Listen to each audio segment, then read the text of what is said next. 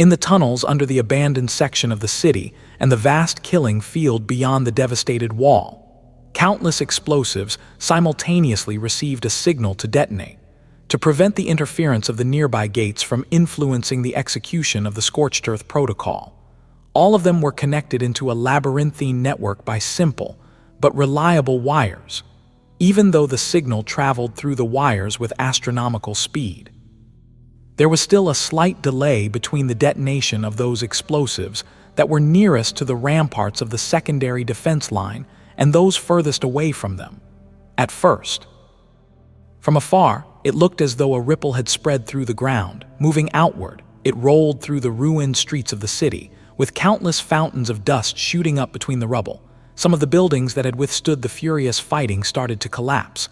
Some seemed to have burst apart.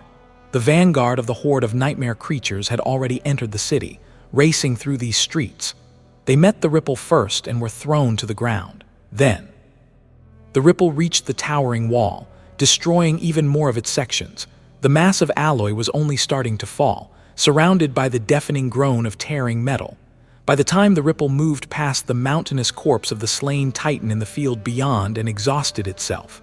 Now, the whole horde had been encompassed by the destruction zone. All of it took no more than a couple of seconds. For a moment, everything was still. And then the ground started to fall. A vast swath of earth many kilometers across slowly started to cave in, as if forming a giant crater. Now that it was completely untethered, none of the buildings survived. All of them toppled and fell apart, devoured by the gargantuan landslide. The remains of the city wall were utterly destroyed, too. However, the true devastation was yet to come, as the inconceivable mass of soil sank down. It seemed to have reached a point of strange equilibrium, and then suddenly exploded upward in a furious conflagration. It was as though a giant bubble swelled from under it, and then burst open, unleashing a titanic pillar of flame into the cold winter sky. For a moment, the night turned as bright as day. Then, the roaring thunder of the explosion washed over the world, making the skies themselves shake. A billowing cloud of dust and debris rose high into the air, obscuring the ocean of flames bursting from under the ground. A second terrifying blast resounded when the munition depots spread across the staging area below the wall detonated under the assault of heat, concussive force, and pressure. The horde of nightmare creatures was consumed by the obliterating havoc.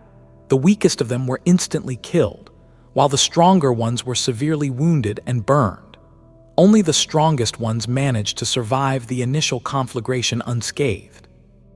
In less than a minute, a gigantic area was utterly devastated, turning into an incandescent pit of fire, molten rock, and liquefied metal. The furious sight of it all, up until the world had become obscured by dust, was both awe-inspiring and horrifying. The soldiers standing on the ramparts had long fallen down and covered their ears, but even then, they could feel the terrible destruction through the violent tremors of the earth. Sonny, however, had first-row seats to the cataclysmic detonation. After all, he was stuck in the middle of it, trapped inside the sphere of shadows. He held the scavenger down while pummeling him with his fist. Each of his blows would have been powerful enough to utterly wreck an armored APC like the Rhino. But the black bone armor of the Shadow Fiend simply refused to break. Die, bastard. The longer it endured, the more furious he became. Just die, damn it. The sphere of darkness around them suddenly shuddered, briefly rising, then plummeting down. A violent tremor ran through its walls, and up suddenly became down. It seemed that the shadow egg was rolling and being thrown around. Sonny, who had been on top of the fiercely resisting scavenger, found himself falling for a brief second. He hit the roof of the sphere, and a moment later, the hateful ogre came crashing down, as well, landing on him. A massive fist connected with the side of Sonny's head, making him see stars. Sonny cursed. However, the abomination couldn't press his advantage, because the shadow egg was flipped upside down once again a split second later, and then again, and then again, and then again. The two of them were being tossed inside the sphere, ricocheting off its walls like rubber balls. Sonny almost instantly gave up on trying to comprehend where the up and down were, and simply concentrated on holding onto the scavenger. As soon as he let go, the creature would be able to slip away through Shadow Step. But as long as he didn't let go, he could continue to try and kill the wretch. Daimon, he shouted. Just as he was going to deliver another punch, a sharp pain pierced his shoulder. The dazed scavenger had finally given up on trying to free himself from the mad human, and also on trying to meet him blow for blow. Instead, he instinctively retreated to what he knew best, tearing things apart with his teeth. Arg, let go of me, you rotten piece of trash. Sonny had already had some poison coursing through his veins, but now there was more. Before he could do anything, however, the world suddenly shook, and a vicious shockwave traveled through the sphere. It felt as though all his organs had changed places. But the next shudder was indescribably more violent. Sonny thought that he had blacked out for a moment, but maybe he didn't. He growled and used both of his hands to grab the scavenger, afraid to lose the grip, with no free hand to continue hitting the creature. He then proceeded to headbutt the bastard with all his strength. Finally, Sonny felt something crack under his assault. However, it might have been his own nose. It was hard to tell. The world was shaking, burning, and consisted of pain, having gone completely berserk. Sonny paid it no attention and continued to use everything at his disposal to break the damned scavenger, while the scavenger continued to bite and rip his flesh apart with sharp fangs. The creature's armor wouldn't break, but neither would the human's body. In fact, his skin was harder than the hide of most abominations the fiend had devoured in the past. While his bones were 10 times tougher than that, what kind of ridiculous human was that? The air inside the sphere was permeated by unbearable heat, and it seemed as though its walls were starting to glow a dull red. Then, a crack appeared on the black surface. Consumed by boundless bloodlust, the two continued to fight. The battle rages on with unyielding fury. Like this episode and subscribe for the next one. At some point, Sonny had to admit that he wasn't going to break the scavenger's armor, but he still continued to deliver a barrage of vicious blows to the hateful creature. He refused to believe that the fiend was as tough on the inside. No matter how hard the shell was, enough force was bound to turn everything protected by it into bloody mush. He suffered from the same weakness himself, after all. But no matter how much he struck the damned ogre, the scavenger didn't seem too bothered by it. God damn it. Desperate and enraged, Sonny grabbed the creature's jaw with one hand and used the other to constrict the abomination's arm. Then, he opened his mouth and bit into the scavenger's flesh himself. Maybe Sonny was lucky, or maybe the bone armor in that spot had actually been weakened by his previous strikes. Regardless, he finally felt something give, and then tasted a despicably foul taste on his tongue. It was the scavenger's blood. Sonny had never tasted anything sweeter in his entire life. Feeling the creature shudder and frantically try to push him away, he pressed his teeth deeper with wicked glee, and then tore a chunk of flesh away. Sonny spat it out and grinned, then instantly regretted it when a massive fist flashed forward and hit him in the face with horrid strength. Zog. Sonny was thrown back, and at the same time, the black sphere finally broke. All 3 layers of protective shadows had been thoroughly damaged, and now reached their limit. A net of cracks spread through the egg, and then it collapsed into numerous shards, exposing both Sonny and the scavenger to terrible heat and blinding light. Crap. The world shuddered one last time. The world was hot, but at least it finally stopped spinning. Sonny found himself staring into a glowing orange fog. The fog was pretty and smelled of fire. Sonny murmured that he thought he was on fire. He raised his head and noticed flames licking his legs. Luckily, his elemental resistance was high enough to resist them. The graceless dusk, too, wasn't affected by them at all. The black silk was pleasantly cool. Sonny conceded that was right. The orange fog was just dust illuminated by a sea of flames. Sonny was laying on the ground, surrounded by rubble and debris. Some of it was incandescent, and there were puddles of melted metal here and there. It looked like a scene from a fiery hell. He was hurting all over, and breathing was strangely hard, but he was alive. With a groan, Sonny slowly sat up and then stood up with a stagger. He didn't feel well. He was dreadfully exhausted and heavily wounded, and poisoned on top of that. As for the scavenger, Sonny looked around and gritted his teeth. Don't tell me that the bastard escaped again. He allowed his shadow sense to spread outward, then smiled, limping away. He circled a pile of burning debris and stopped near the edge of a deep impression in the ground. The impression was about 3 meters deep and had almost vertical slopes on its bottom. The scavenger was trapped under a giant piece of broken alloy. The creature seemed to be slightly dazed, but otherwise unscathed. In fact, the abomination was already trying to lift the alloy, which was groaning under the strain. He couldn't escape into the shadows, because everything around them was brightly illuminated by the flames and the glowing fog. There was no shadow large enough for the fiend to dive into, for the moment. The creature was defenseless. The problem was that Sonny had no strength left to fight, even when he had been able to. All his efforts failed to break through the scavenger's impregnable armor. All he managed to do was make the creature bleed a little by biting it, and he had only a few drops of essence left. Soon the damned wretch was going to free himself and flee, or maybe even attack Sonny, who was barely able to stand, and finish him off. Sonny was in a real stalemate.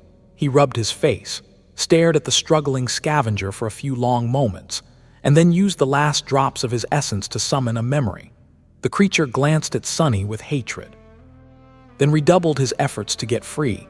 With the power of a corrupted devil, getting rid of a piece of alloy, no matter how heavy, shouldn't have been a problem, but the scavenger was dazed and tired too. On top of that, he was severely weakened by having his soul ripped by Sonny's claws. It was going to take him a dozen or so seconds to escape. At least, the fiend appeared to relax a little. Though, when he noticed that the memory his enemy summoned wasn't a sword or a bow, instead, it was a seemingly inconspicuous alloy chest.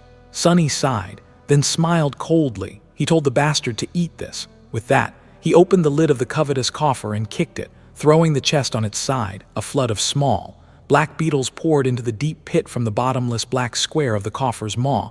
They landed on the scavenger, instantly biting into the bone armor, where Sonny's weapons failed. The sharp mandibles of the dark vermin were similarly ineffective. However, there were countless thousands of them, and not all of the abomination's towering body was covered by armor. There were cracks, there were gaps, there were ways to get inside. The fiend frantically tried to escape, but it was already too late. His figure became covered by a crawling carpet of beetles, and then he was buried under their mass entirely. More and more vermin poured from the covetous coffer, until the pit was filled almost to the brim. No trace of the scavenger remained under the seething mass of tiny creatures. Sonny took a step back, and then drew in a deep breath. Then, he let out a strange, shaky laugh. Oh, I did it. Sonny's laugh turned louder. What's it with me and shadow creatures? Every time I fight one, I am driven to the very edge of madness, and then a little bit past that. You've slain a corrupted devil. He was so startled that he even missed the later half. What? Your shadow grows stronger.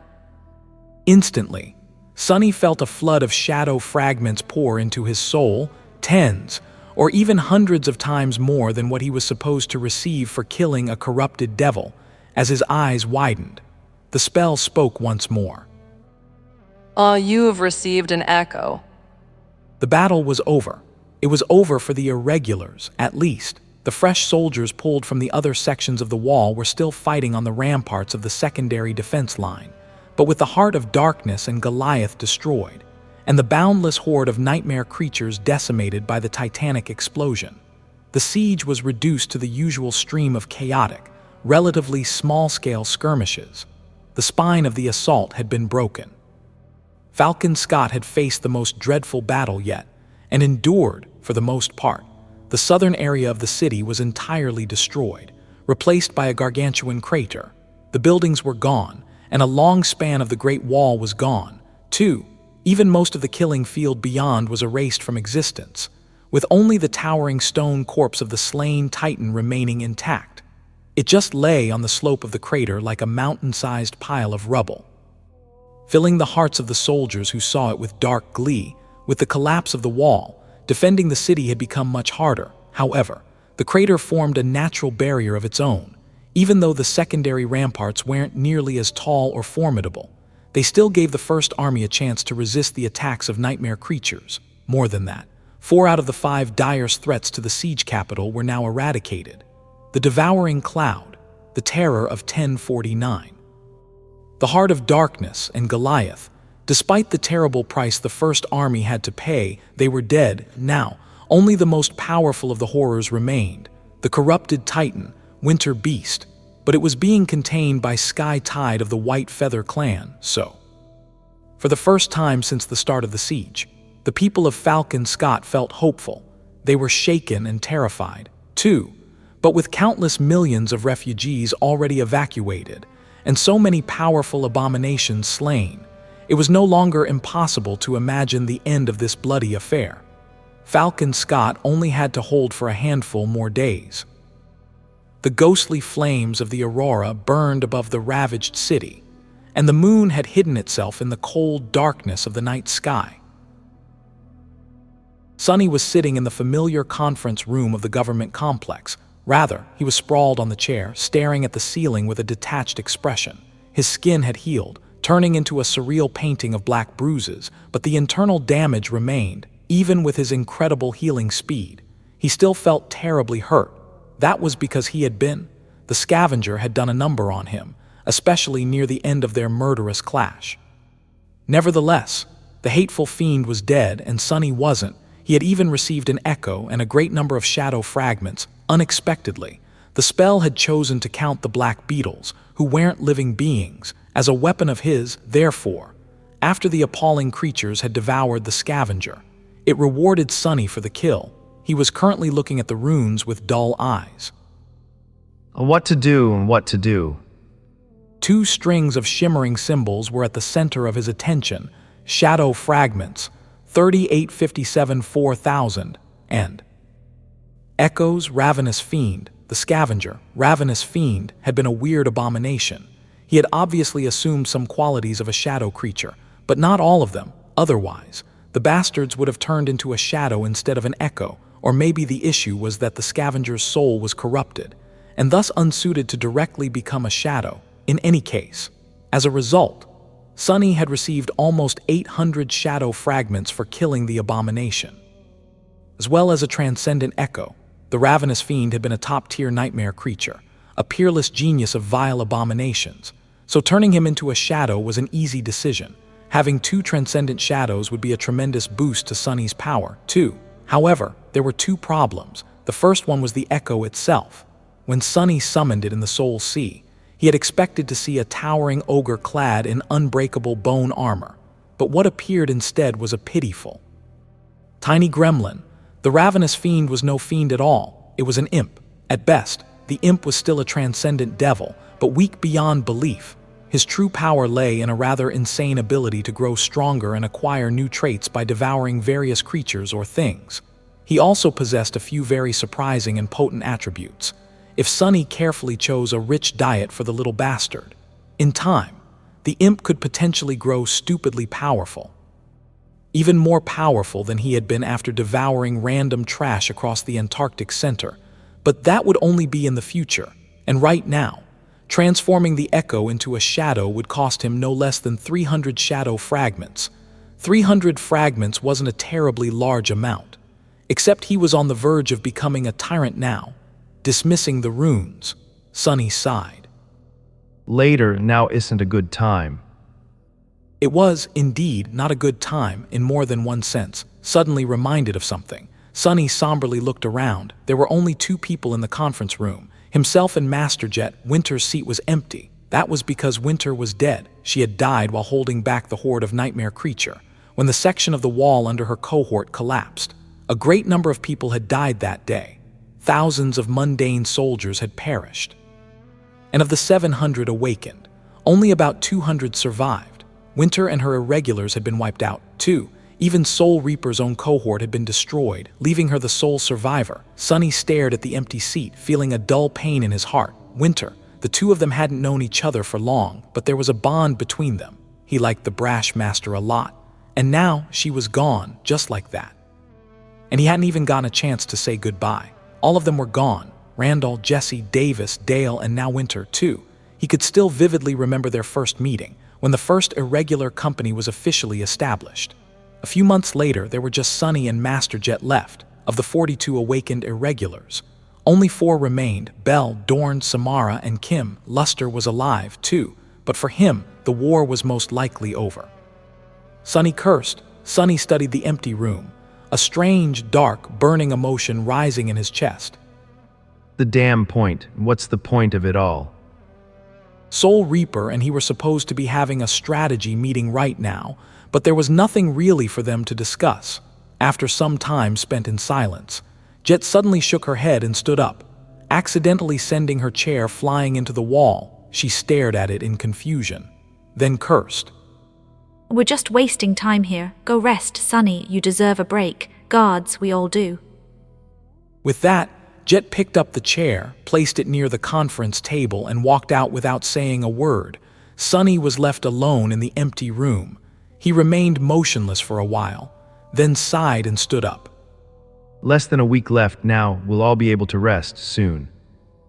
Sunny left the underground complex, breathed in the cold winter air, and limped toward the nearby army hospital. The walk wasn't too long, so he reached it within 10 minutes. Bel, Dorn, and Samara were in front of the building, and so was Abomination. The Echo was laying on the ground, shielding them from the wind with its massive body. The Hound hadn't participated in the recent battle, because it would have been destroyed too quickly by the Black Beetles. It had been very helpful to the cohort in the past 2 weeks, though it was strange in the past. Abomination had mostly ignored Quentin's Echo, Blackie, who used to follow the larger beast around, but now that Blackie was gone, the monstrous Hound always looked a bit forlorn, sparing the Echo a sad glance. Sunny approached his soldiers. Major gods, you look awful. Bel grinned, hiding hints of anguish that had taken root in his eyes. Sunny forced out a smile as well. You should have seen the other guy, but you can't. I killed the other guy. That produced a few chuckles. Sunny scoffed too. Anyway, take me to Luster. He's awake, right? They nodded. Dorn and Samara remained outside, while Bel guided him into the hospital. He woke up an hour or so ago. I think he's in good spirits, considering that might be because of painkillers, though. They walked through the white corridors, which were all crowded with hospital beds. An uncountable number of maimed and injured soldiers lay on them, some awake, some mercifully unconscious. The air was filled with the sickening smell of blood, burned flesh, misery, and despair. Doctors, nurses, and a few awakened healers were hurriedly tending to the wounded, the bags under their eyes blacker than the bruises covering Sunny's body. The sight of it was indescribably grim. Sunny kept his face cool, projecting the image of an intrepid ascended. On the inside, however, he was just glad they would survive. Modern medicine was very potent, and that was without even considering the awakened wielding healing aspects. If a soldier was delivered from the battlefield alive, there was very little chance of them dying.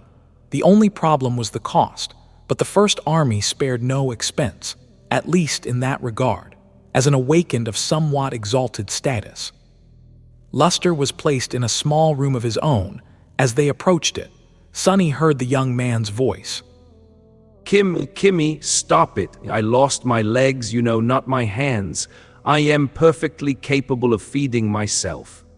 When they entered, they saw a peculiar scene. Luster was laid on a bed, his stumps wrapped in regenerative bandage, while Kim was trying to push a spoonful of synth-paste porridge into his mouth. The young woman's usually timid face was determined and extremely focused. Kim froze, then turned and gave Sunny an unexpectedly fierce look. Sir, that fool refuses to eat. Noticing Sunny, Luster grinned. Major, thank the gods, please save me.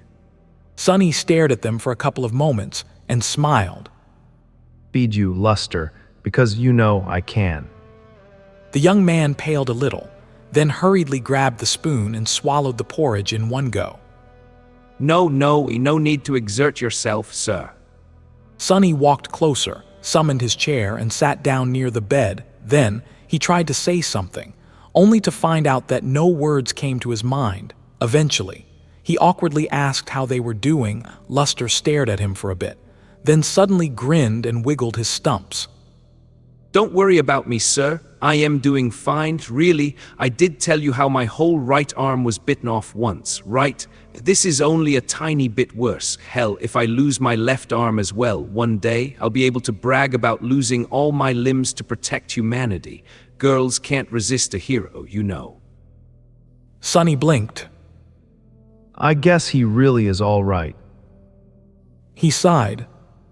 Wells, don't worry too much. There aren't a lot of great healers here in Falcon Scott, and all of them are terribly busy once you get to eastern Antarctica, and from there back to northern quadrant siege capital, though the government will pull out all the stops. Y'all be as good as new in no time. Despite his intention to comfort the young man, Luster's smile suddenly dimmed, looking away. He remained silent for a few seconds, then said quietly, Yes, certainly, sir, once I am back in northern quadrant siege capital. Sonny frowned a little. Throw these stupid thoughts out of your head. You did more than enough. Very few people deserve to go home more than you, so enjoy the cruise, and then make sure to get better and relax during an extended vacation. That's an order. He paused, then added seriously, Plus, the rhino blew up, and what the hell do I need you for now? Keeping you would probably just be a waste of perfectly fine provisions. Hearing that, Luster laughed. I see, and when you put it that way. He sighed. It's not that I think that I don't deserve an early dispensation, sir. It's just that. The young man briefly glanced at Kim, then grew silent. He didn't want to leave his comrades behind. Sonny could understand that, but there was no other way. Restoring 2 legs to a person wasn't impossible if sufficiently powerful healers were involved. But it took time, and a long period of recovery would still follow. By the time Luster was in good enough shape to fight again, the Antarctica campaign would be over. He shook his head. The way I see it, your lucky charm finally worked. If it wasn't for you, Kim would be dead. Dorn too, probably, and maybe even Bell and Samara. You did well, Luster. You served through the hardest part of the whole campaign. Things will calm down after the Second Army arrives, so cheer up. Luster looked at him, then slowly nodded. You killed it right, sir. What rank and class it was? Sonny shrugged. I killed it all right. It was a corrupted devil, and a very scary one at that. The young man leaned tiredly on the backrest of the hospital bed and smiled.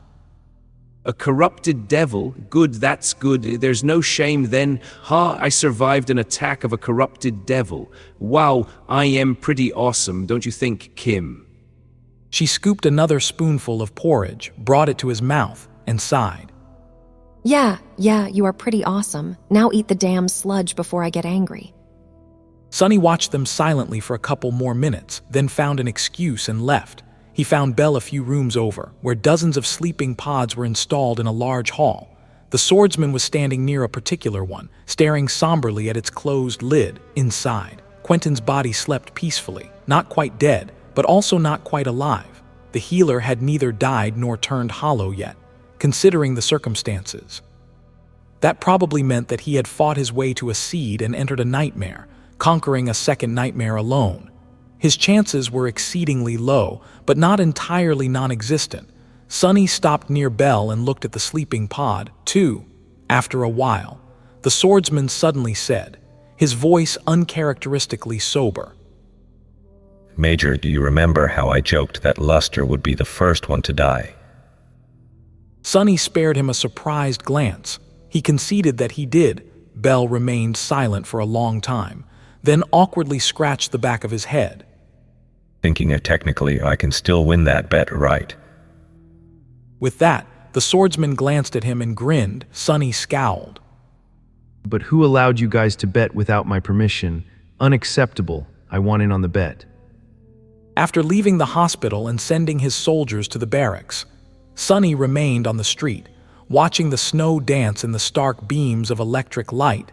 He had to rest, too. After a while, Sonny sighed awkwardly. He realized he was homeless now. He had been staying in the Rhino, but now the APC was gone. That fact actually made Sonny feel very sad. The trusty vehicle had accompanied the irregulars to the edge of the Antarctic center and back, surviving countless battles. He had grown attached to it, so losing the vehicle was a bit of a blow. It felt like the end of something. Shaking his head, Sonny started walking. He could get himself a room in the barracks.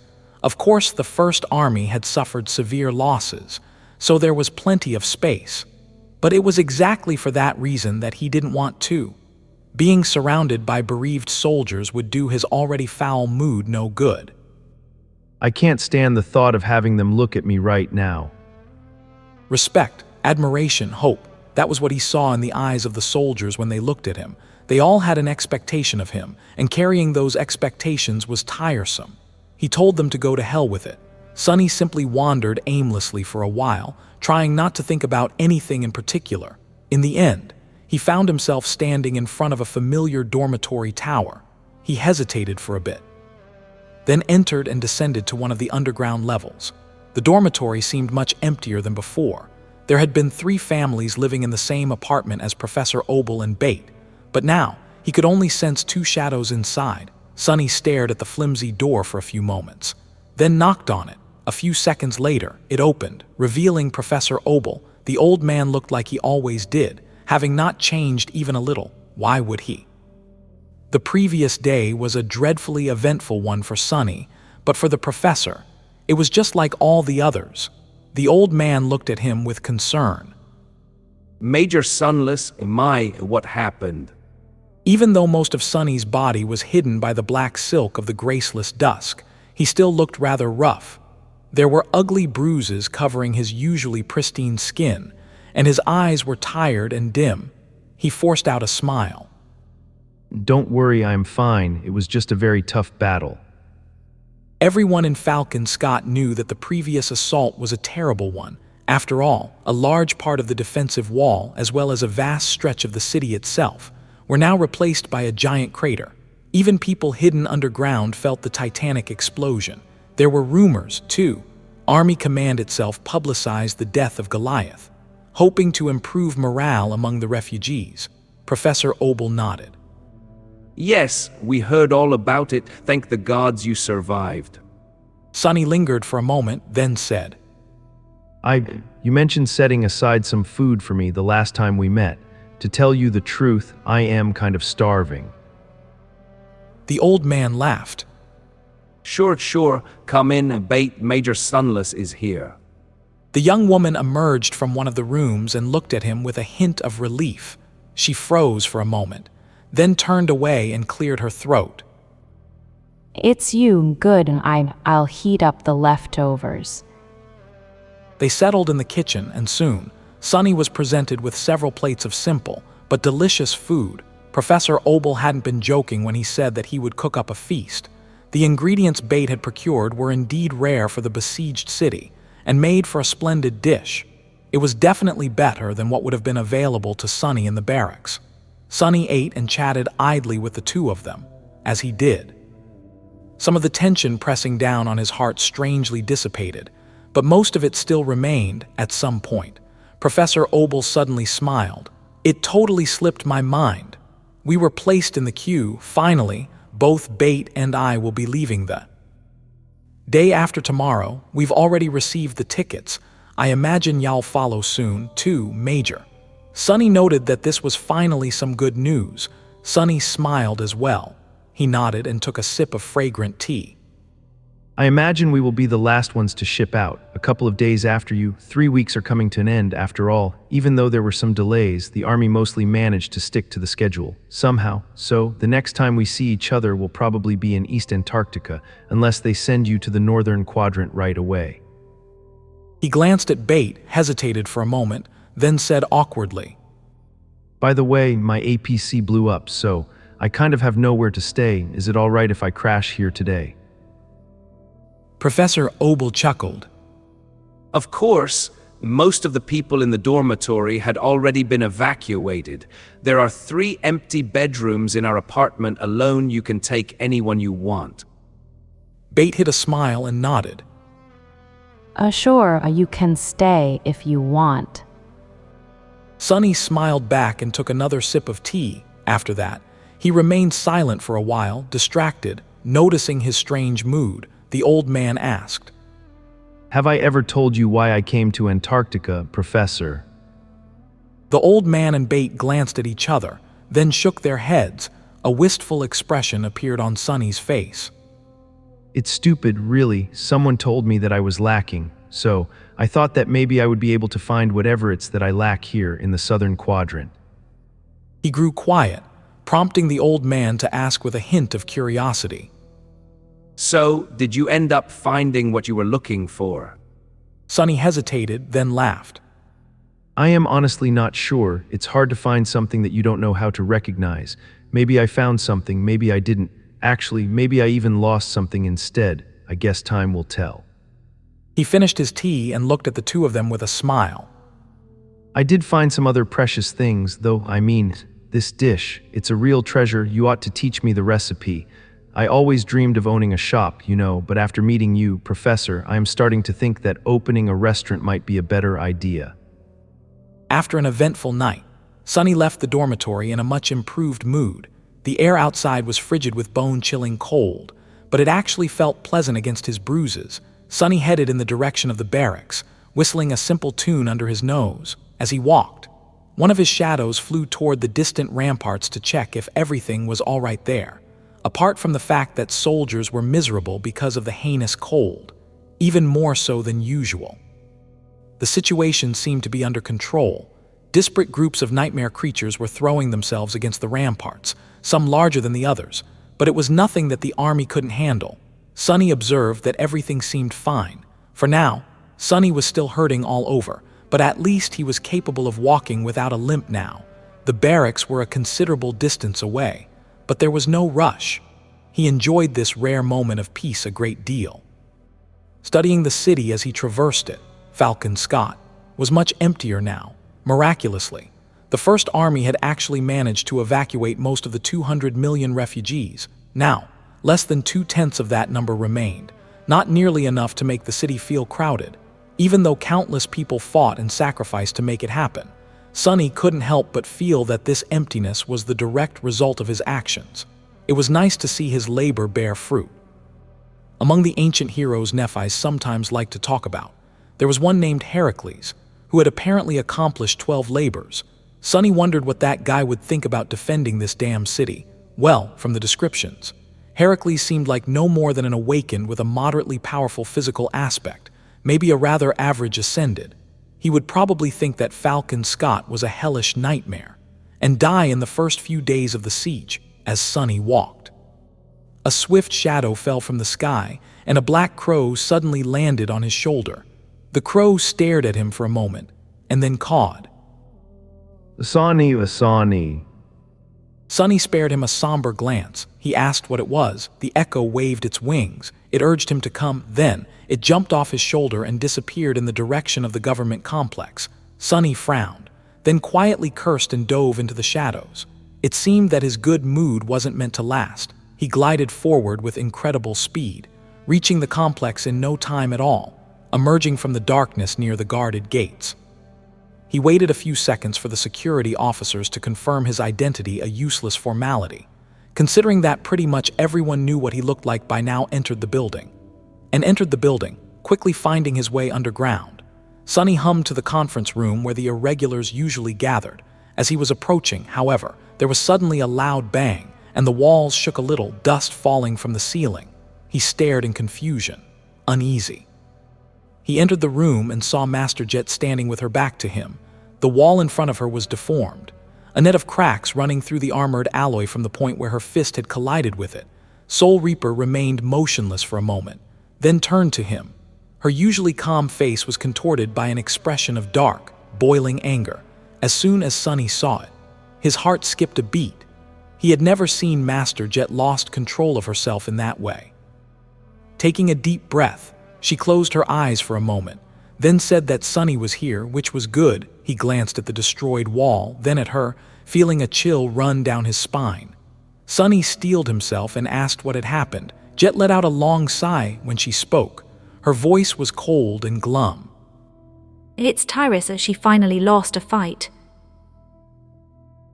The two of them headed to the headquarters of the White Feather clan without wasting any time, while the elevator was taking them to the ground level of the government complex. Sunny tried to keep his voice even as he asked, What do you mean, lost a fight, and is she alive? Jet grit her teeth. I don't know. I've been notified that something went wrong just half an hour ago.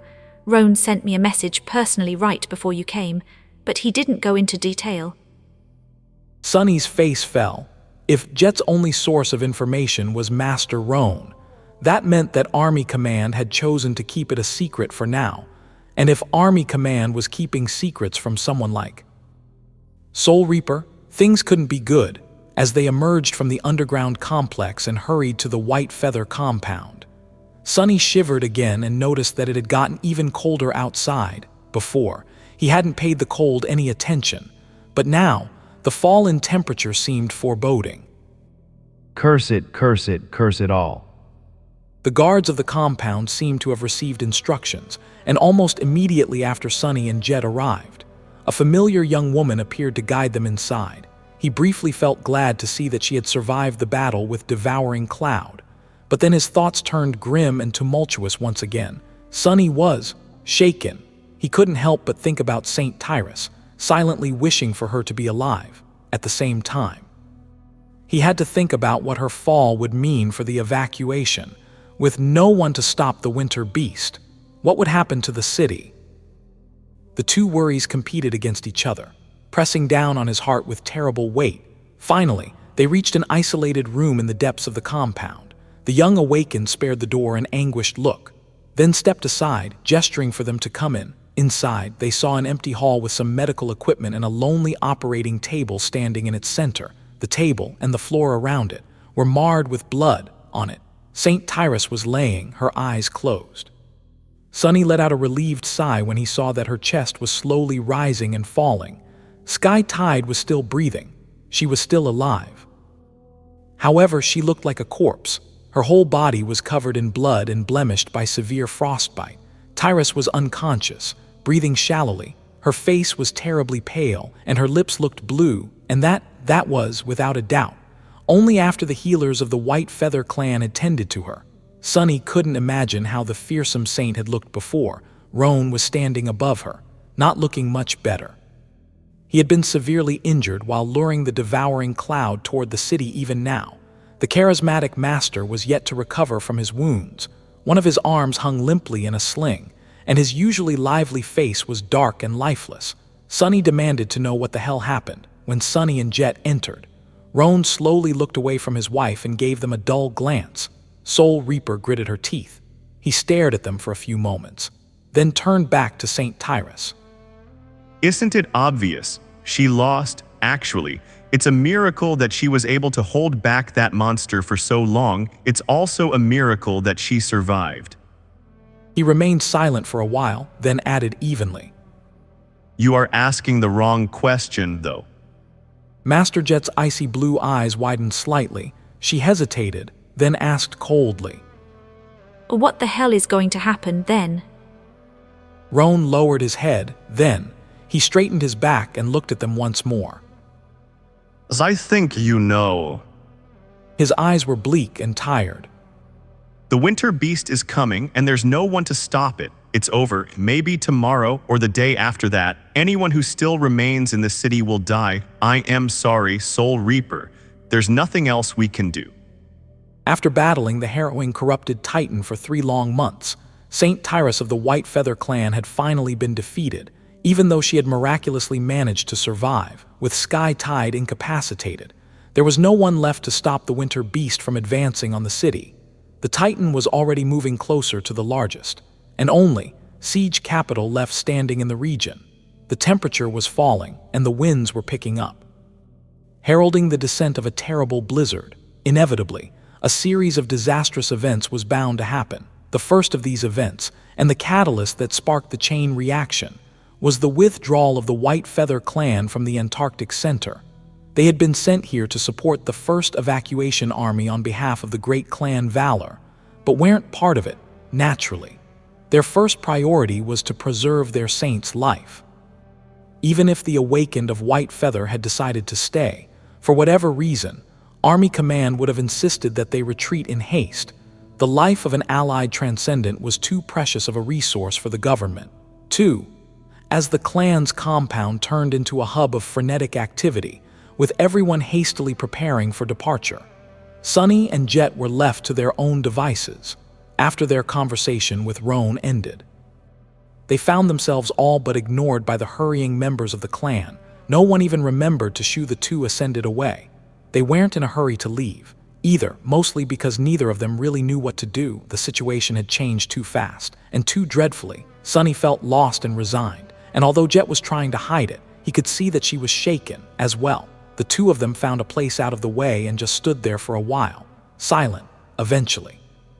Sunny said, Roan is wrong. It's not all over. Even without Tyrus, we still have a transcendent. You, me, Bloodwave. We should be able to give the Winter Beast a fight.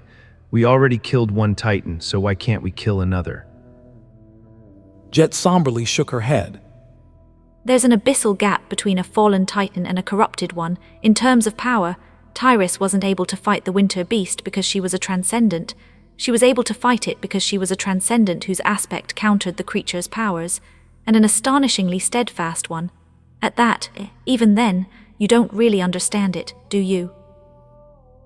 Sunny frowned. I guess not. What's it exactly that I don't understand? Soul Reaper let out a grave sigh. Sunny, there's currently around 30 million people left in Falcon Scott, as well as 20,000 soldiers. There are also 1,000 or so awakened veterans. However, all of them combined wouldn't be able to do anything against a corrupted Titan. Even if there were 10 times more, the result would be the same. Yet, Tyrus alone held the creature back for 3 months. What does that mean? He stared at her silently for a while, then turned away with a dark expression on his face. It means that one saint is worth more than 30 million people, 20,000 soldiers, and 1,000 awakened. A corner of Jet's mouth twisted slightly. Sunny observed that she was smart. Sunny shook his head. He asked what she was getting at. The hint of a smile disappeared from Soul Reaper's face. She lingered for a few moments, then said, I am trying to tell you that there are no you, me, and Bloodwave. Bloodwave is going to leave with the White Feather clan.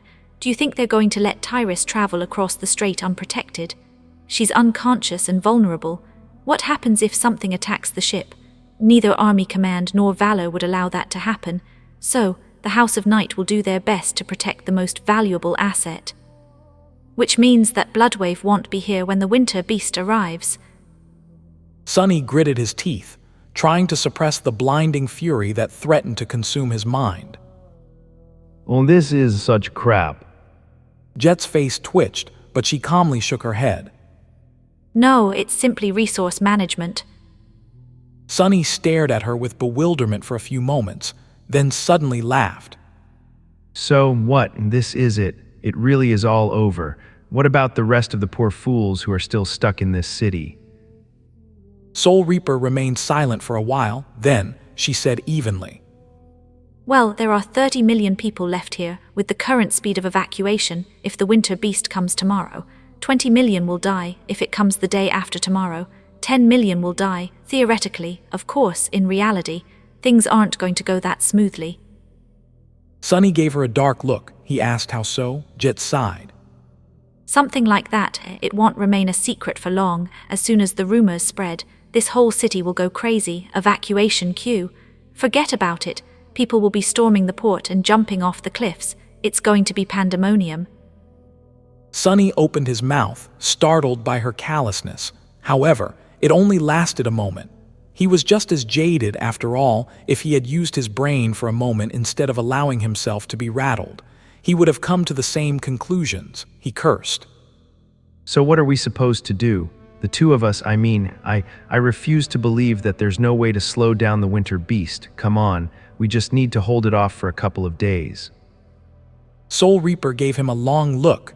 After a while, she said, Sunny, you might survive the descent of the Winter Beast. Maybe, I can survive it too. My cohort is gone, though, while yours isn't, and your soldiers, they'll definitely die. Ascended like us have no business facing a corrupted Titan. As for awakened, they don't stand a chance, so if I were you, I would make sure that they get on a ship as fast as possible. Everything else comes later. He smiled bitterly. That's it. You are a damn colonel. Can't you do something? Jet simply shook her head. Once the news breaks, my rank won't have any meaning anymore. Who cares about hierarchy in the face of annihilation?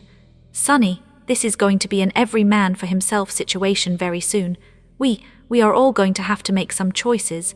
The best we can do is make sure that we don't regret them later. So, keep that in mind and do your best. That's all the advice I can give. She sighed, then briefly glanced at the star insignia on her shoulder and walked away. Before she left, however, Sonny shouted, Yeah, so are you going to get on a ship yourself? Soul Reaper paused. She remained silent for a few moments, then said without turning back, I sort of hate ships, to be honest. It's really a pity. And then she left. Sonny found himself alone, staring at the empty space where Master Jet had been a few seconds ago. Shaking his head, he scoffed and turned away. Coincidence. I sort of hate ships too. The first thing Sonny did was go find Belle, Dorn, and Samara. However, none of them had returned from the dream realm yet. All three were peacefully asleep in their pods, not knowing that back in the waking world, Falcon Scott wasn't on the verge of destruction. For now, all he could do was wait, not wishing to waste time. Sonny tried to go through the official channels to make sure that his cohort wasn't going to be left out of the evacuation plans at that point. However, things had already started going out of control, just as Master Jet had predicted. The government complex was in a state of frenzy. The information regarding the withdrawal of the White Feather clan and the impending doom approaching the city was supposed to be kept strictly secret. But with people responsible for withholding it realizing that they themselves would most likely be left behind, there was no way for the truth to remain hidden. The news spread through the city like wildfire. With it came panic. Sonny spent some time fruitlessly trying to get the logistics officers, or anyone at all, to issue an order for his cohort to evacuate.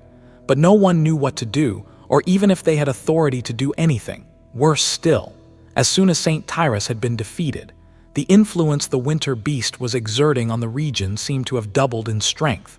Now, even the robust communication array of the siege capital was having trouble connecting the local branch of Army Command to central headquarters, even if there was a leader who could bring order to this complicated situation. They were simply too far away. In the end, all he could get from the administrative personnel was a vague promise of a priority placement while boarding the leaving ships. They didn't seem to know quite what it meant themselves, but the underlying message was clear. If he could get a spot on one of the evacuation vessels, no one was going to stop him. In fact, this was true for all the surviving soldiers of the First Army. If they wanted to leave, they could. Who was going to stop them? After all, the soldiers were armed, while the refugees weren't. In the ruthless mathematics of war, their lives were also more valuable. In short, the situation had deteriorated to the point of turning into complete lawlessness. The government officers were simply unable to control it anymore. It was every man for himself. Sonny was slightly stunned by how quickly the city had descended into chaos. All it took was a few hours. There were some exceptions, of course. For example, someone high up in the chain of command managed to enforce the evacuation of the wounded from the army hospital. However, no one knew how effective exactly the execution of that order would be, or how quickly the evacuation would happen. Sonny was reluctant to leave Luster's fate to chance, though. He returned to the barracks, which had turned hectic and feverish in his absence. Finally, his soldiers woke up, emerging from their sleeping pods with confused expressions on their faces. Not only was the building full of noise, but their leader was also waiting for them with a grim expression on his face. Sparing the three awakened a single glance, Sonny said, Let's go get Luster and Kimmy. I'll explain what's happening on the way. They made their way to the hospital, outside. The cold was slowly turning unbearable, but despite that, crowds of frightened people were flowing through the streets, some aimless and lost, some full of frantic determination. The situation inside the hospital was even worse. Unlike the rest of the people in the city, the medical officers had received direct orders to transfer all the patients to the port fortress and await immediate evacuation. However, the orders were vague and hastily compiled, lacking a lot of important details and instructions. Aside from that, moving severely injured soldiers wasn't as easy as transporting healthy people. Some required special care. Some couldn't be moved at all. Unless an awakened healer got personally involved. Rattled, Sonny finally understood what the word pandemonium meant. Cutting through the chaos, he and his soldiers reached Luster's room after a short conversation with a panicked nurse. They received verbal permission to take him away and barged inside. Neither Luster nor Kimmy seemed surprised to see them. In fact, Kim had already prepared the wounded awakened for departure. He was dressed, freshly bandaged, and holding a pack full of necessary medical supplies and healing agents. The young man had also received a very generous dose of painkillers. Seeing Sonny, he smiled stupidly. He asked where they were going. Sonny looked at Kim and gave her a nod. Eastern Antarctica, we just need to find you a boat. The young woman silently took the medicine pack from Luster, hung it across her chest, then forced him to climb on her back, considering that she was much smaller than the young man. The two of them looked rather comical, but of course, as an awakened, Kim was more than strong enough to carry a person. Before they left, Samara suddenly spoke, her usually calm face turning slightly pale. Captain, what about Quentin? We can't just leave him here. Sonny looked at her for a moment, then somberly shook his head. We have to, it doesn't matter anyway. He's in the nightmare by now. If he survives, the spell will create an ascended body for him. If not, taking him with us won't make any difference. The five of them grew solemn, then reluctantly followed him out. Luster was mumbling something under his nose, but the rest were deathly silent on the street. Sonny looked around, then approached a random military vehicle and used his bare hand to tear through the armored alloy, destroying the locking mechanism of its door. With how many soldiers had perished during the siege, there was a surplus of machinery in the city. No one was going to miss one PTV. It was just that he had no time to request proper access. Luckily, Army transports didn't have a complicated startup sequence. All he had to do was override the controls with his military ID, then access the internal computer and assign the vehicle to the first irregular company. After that, the PTV recognized Sonny as its valid driver. Damn, I never even got close to stealing a PTV when I lived in the outskirts, and now I am swiping one as an ascended. What kind of logic is that?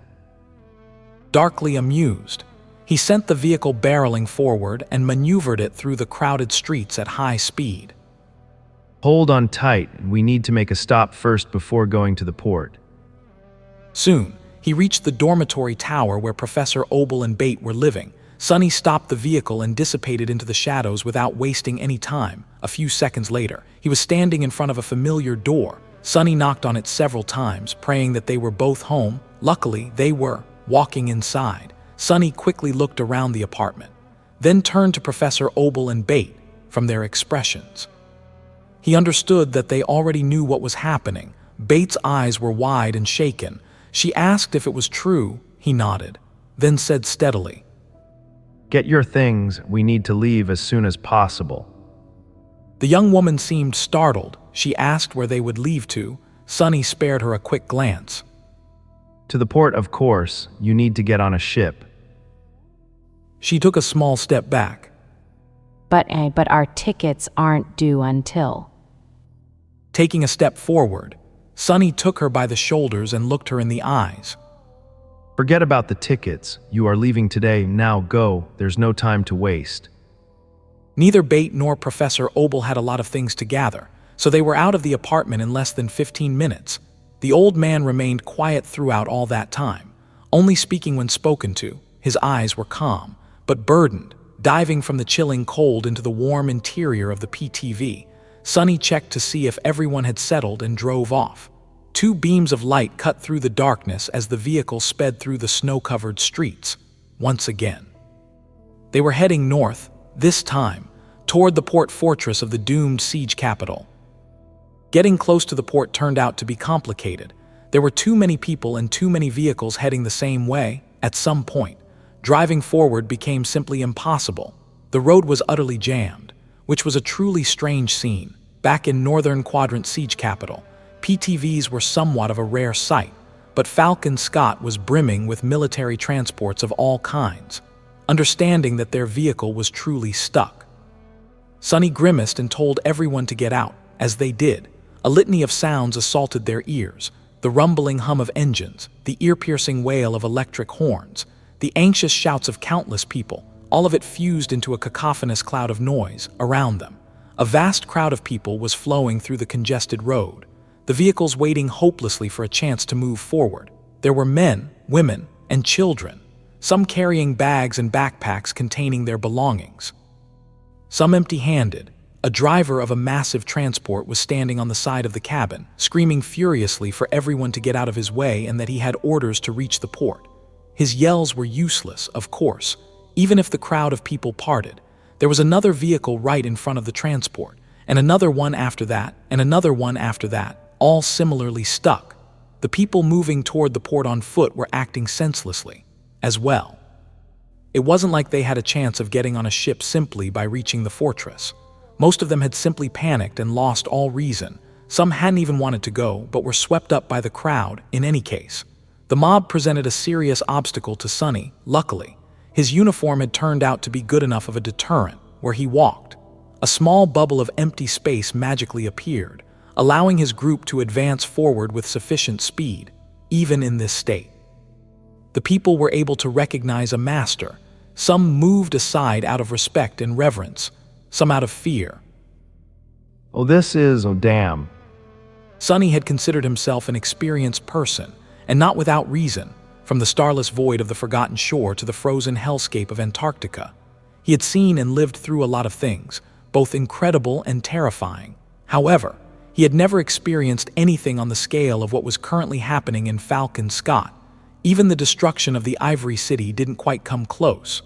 By the time the cohort reached the northern section of the wall, he was in a grim and sober mood. Here, there was another massive gate, its wings currently retracted into the framework of the barrier. Beyond it was a vast span of concrete that led directly to the edge of the tall cliffs. Usually, there would be several organized lines of refugees waiting for their turn to use the elevators, and a lot of loader robots carrying cargo to and from the fortress. Now, however, the whole space was covered by a sea of people, all frantic to get closer to the edge and get a chance to descend to the coast.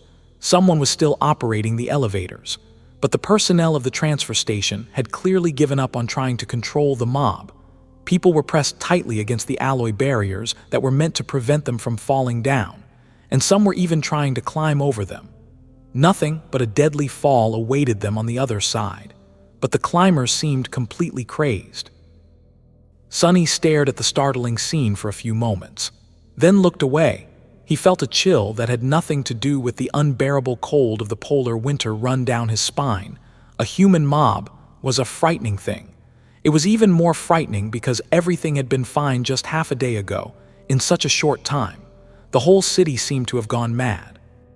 What are these fools hoping to accomplish? Sonny flinched. What was he hoping to accomplish? Gritting his teeth, he pushed forward through the crowd. His uniform and aura of authority cleared a path, and when that wasn't enough, he simply pushed people away with Sonny's strength. It wasn't at all hard. Remaining gentle enough not to crush anyone was much harder. His soldiers followed. After experiencing the horrors of the nightmare spell and the tempering of countless battles, they all managed to remain composed. Beth and Professor Obel, however, looked deeply rattled still. They followed too. After some time, Sonny finally reached the entrance to one of the elevators. Currently, it was closed since the platform hadn't yet arrived. The refugees moved slightly aside to give the awakened some breathing room. However, he could still hear their voices. "Look, a master." "You there, officer? What the hell is happening?" "Curse you."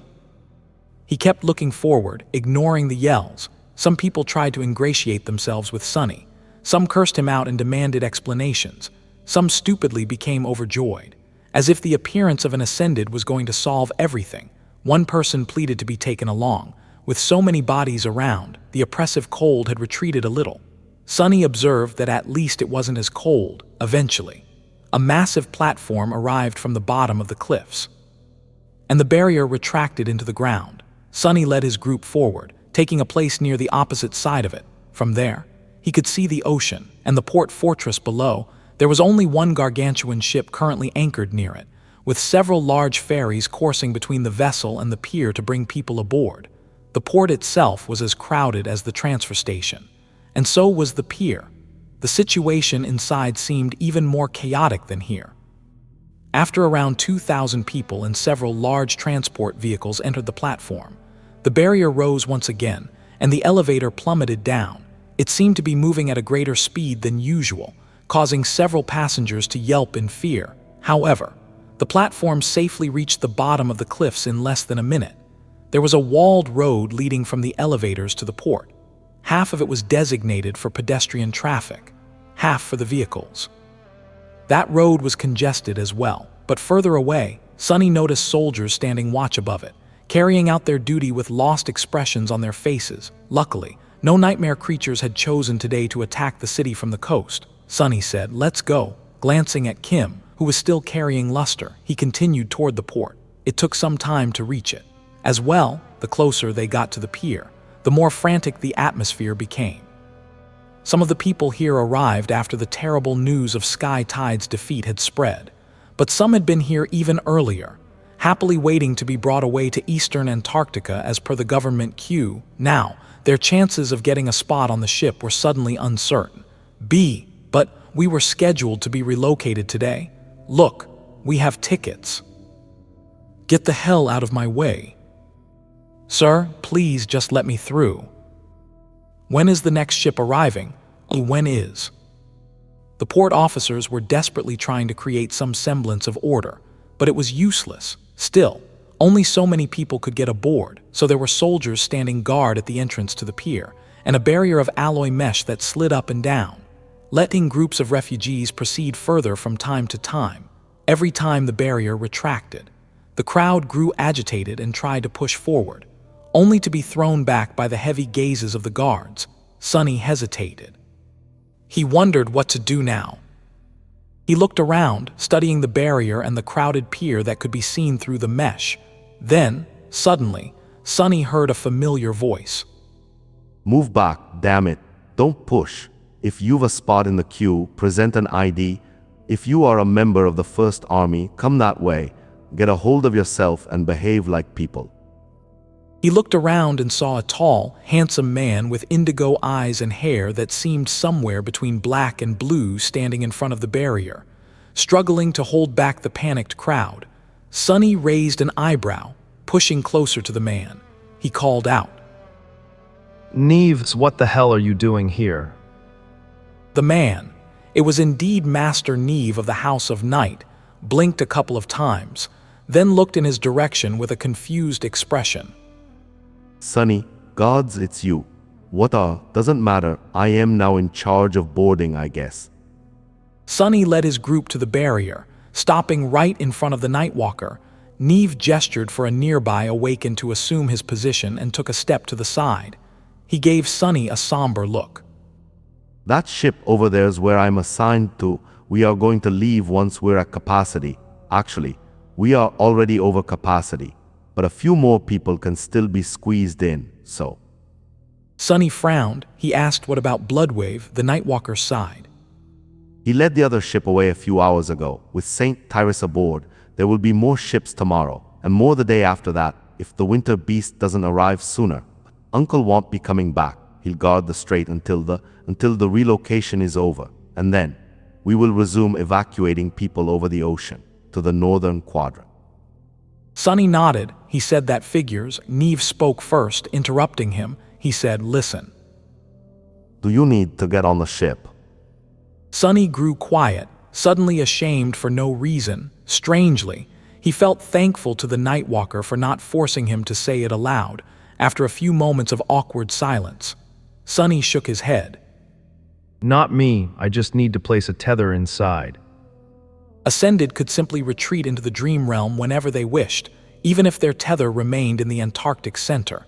A saint would then be able to bring them back to the waking world, to a safer region. Granted, there were no saints on the Ivory Island, so Sunny was a bit more inconvenienced in that regard. Of course, leaving the waking world wasn't an instantaneous process. It required some time and absolute concentration. so doing it in the middle of a battle was usually impossible.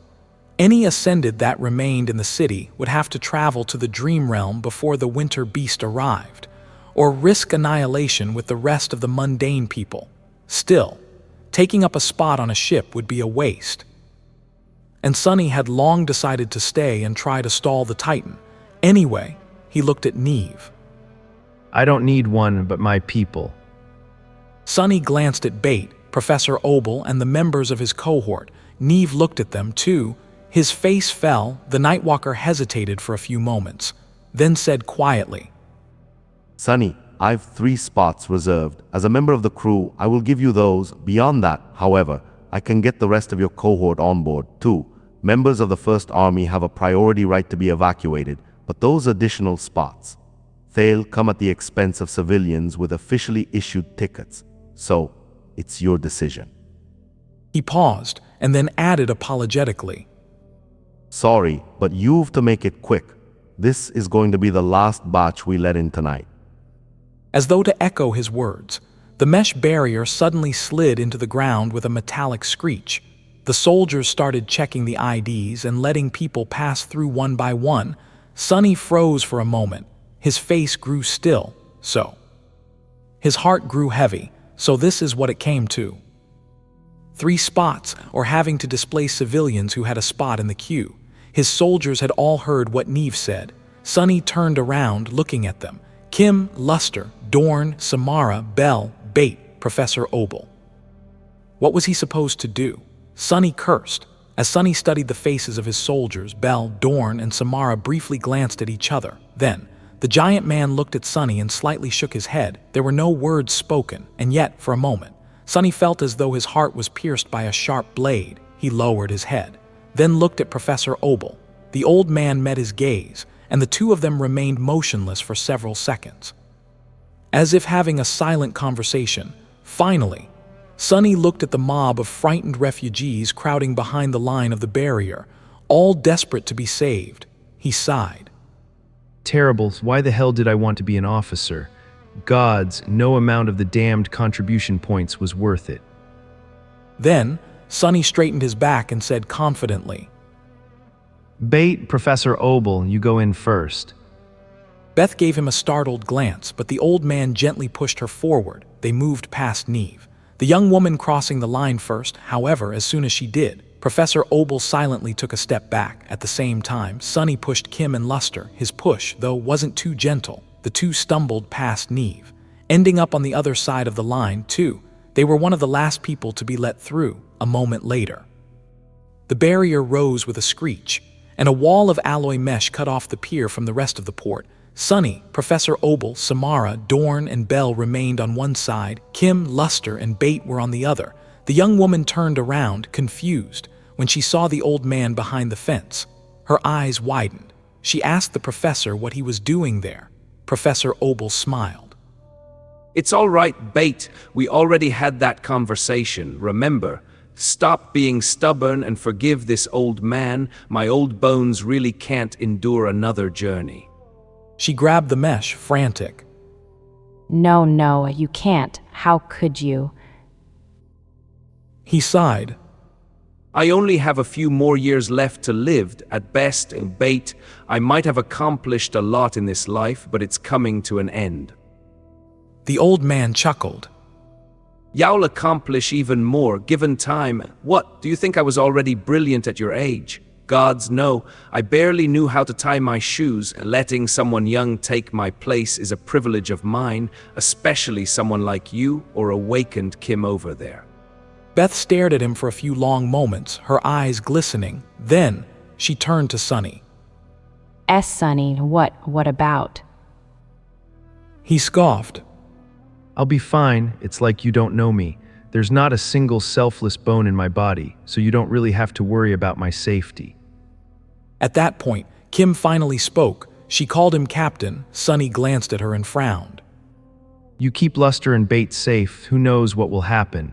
Go board the ship and get the hell out of here. Kim, that's an order. He remained silent for a moment, and then added that it was major, damn it. And that was that. Soon, Kim, Luster, and Bait boarded a ferry and were taken to the towering vessel. Sunny and the rest remained in the doomed siege capital, in Falcon Scott. The air was getting colder and colder.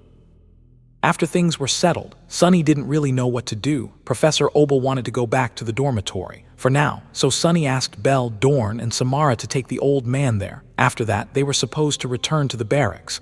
Left alone, Sunny remained motionless for a few minutes, then used Shadow Step to sneak aboard Neve's ship.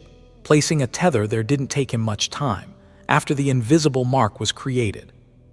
He used the same method to return to the port fortress. It was already night, of course.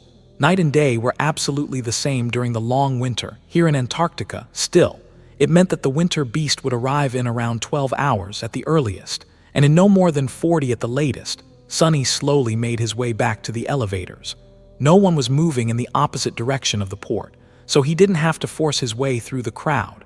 He just walked slowly, moving aside to let vehicles pass from time to time. The elevators were going up entirely empty. As well, his lonesome figure startled the crowd of people waiting for the platform to arrive at the upper transfer station.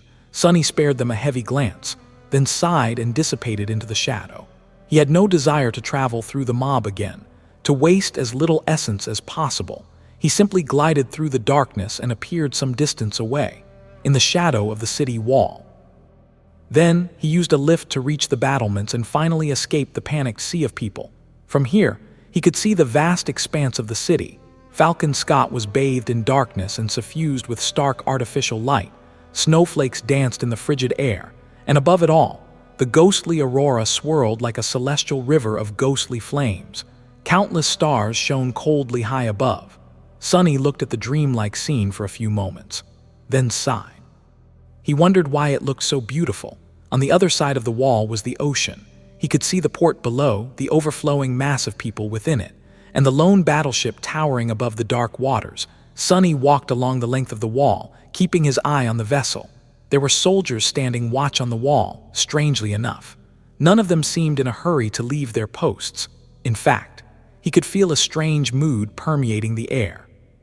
The crowd of refugees below was almost frenzied, but here on the battlements, the members of the First Army were almost tranquil. It wasn't the resigned tranquility of desperation, either just unvarnished calmness of people who had been through hell and didn't fear the end. Soon, he heard one of the soldiers say that it was moving. Sunny could see it. As well, the battleship was finally departing.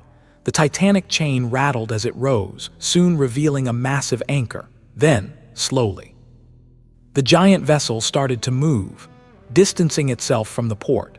Its departure caused the people packed into the fortress to cry out, the litany of their voices flying on the wind to reach his ears. A raspy female voice responded to the soldier. "Poor guys, I feel bad for them. It's too damn cold."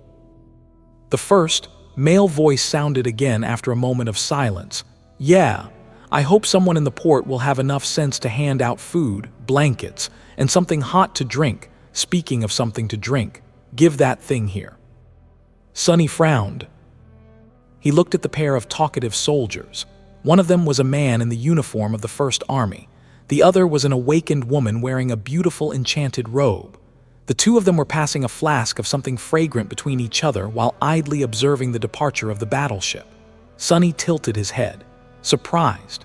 They were Sergeant Gier and Lieutenant Karen, two officers who had been under his command during the hellish march to Falcon Scott. He hadn't seen them after reaching the siege capital. He asked if those voices sounded familiar. Sunny tilted his head, surprised. They were Sergeant Gier and Lieutenant Karen, two officers who had been under his command during the hellish march to Falcon Scott. He hadn't seen them after reaching the siege capital. Sunny hesitated for a moment, then said, "Hey, you." Karen flinched and grabbed the parapet of the battlement with both hands, to be stupidly tough. "I thought I heard him too. Weird." Sunny sighed, her face paled a little. Gier, I think I drank too much. I just heard the devil calling out to me." The mundane soldier scoffed. "Ain't no way you are drunker than me. Aren't you awake and supposed to be stupidly tough? Though, I thought I heard him too. Weird." Sunny sighed. "That's because I am standing right behind you." Both of them slowly turned around and stared at him for a few moments. Then, sincere smiles suddenly appeared on their faces. One shouted, "Captain." He rolled his eyes, then came closer and leaned on the parapet beside them. One asked if he was there too. Yes, I am here too. After the caravan reached the city, the soldiers and awakened he had led were absorbed back into the First Army and sent to reinforce the garrison. He had met a few here and there during the siege, but largely, Sonny had no idea what had happened to them. It was strange to see Jeer and Karen again. He studied them for a bit, then asked, On the two of you didn't board the ship. Sergeant Jeer hesitated, then shrugged relaxedly. No, it just feels weird to leave all these people behind and run away. Actually, pretty much no one I know went and took a spot for themselves. Most of us First Army grunts are staying. He took a sip from the flask and chuckled. It's like we all made a weird suicide pact. Karen pulled the flask out of his hand and smiled. It's all right, though. Actually, I feel like I was supposed to die in Erebus Field. That would have been sad. She took a big gulp and sighed with pleasure, because everyone there died, but here, we already made sure that 170 million people escaped. By tomorrow, it's going to be 180. That's a lot of people. That's a job well done, if you ask me. And if we manage to hold out for a day or two more, then that's going to be even better. Jeer nodded. That's the reason why we were sent here in the first place, isn't it? To make sure that these people escape. So, saving ourselves at their expense just feels weird, that's all. Sonny studied them for a few moments, remaining silent, then he sighed. I guess I feel the same way, plus, I really hate losing as well. Karen and Jeer looked at him with complicated expressions. One asked if he was staying too. Sonny smiled slightly. Yes, but don't get me wrong, I am not planning on dying heroically. Unlike some people, I haven't given up on giving that beast a good fight. The two soldiers were quiet for a bit, then Jeer suddenly laughed. Good, that's good. Hell, now that I know that you are going to be with us too, sir, I am starting to feel that maybe there's still a chance. We already killed one Titan, didn't we? What's one more? Karen lingered for a moment, then offered the flask to Sonny and patted the mundane soldier on the shoulder. Sure, Jeer, sure. It's just a corrupted Titan. Let's kill it. Why not? Sonny received the flask and took a sip of something bitter, flavorful and absolutely searing. He grimaced and coughed, feeling his eyes turn wet with tears. Gods, what the hell are they drinking? After a while, when he regained his ability to speak again, Sonny wiped his eyes and passed the flask to Karen. Feeling a pleasant warmth spread through his body, he said, Yeah, you are right. It's just a corrupted Titan. It was already morning by the time Sonny made his way to the dormitory tower where Professor Obel was staying. The cold had got even more oppressive, and the wind was like a sharp knife that cut ruthlessly against his skin. It was rather strange. Soon after the news of the winter beast's inevitable attack spread through the city, the whole population seemed to have gone marl. Fear, panic, and desperation were like a wildfire that spread through the siege capital, throwing it into utter chaos. For a while, it was as though Falcon Scott had turned into a wounded, frenzied beast. But now, a strange calmness permeated the snow-covered streets. Even near the port, the mob had become meek and docile. A few more ships arrived, and a few more millions of people were taken away. The rest either surrendered themselves to fate or gave up completely. As soon as they let go of hope, their fear disappeared. Their panic subsided, too. Sonny walked through the city. He saw different people coping with the merciless reality of the situation in different ways. Some seemed numb and lethargic. Some seemed serene and at peace. Everyone found solace in their own way. He even saw groups of people climb to the roofs of the highest buildings, carrying chairs, portable heaters, and food. They were going to watch the arrival of the Titan and meet their ends together. Others were trying to get as deep underground as they could.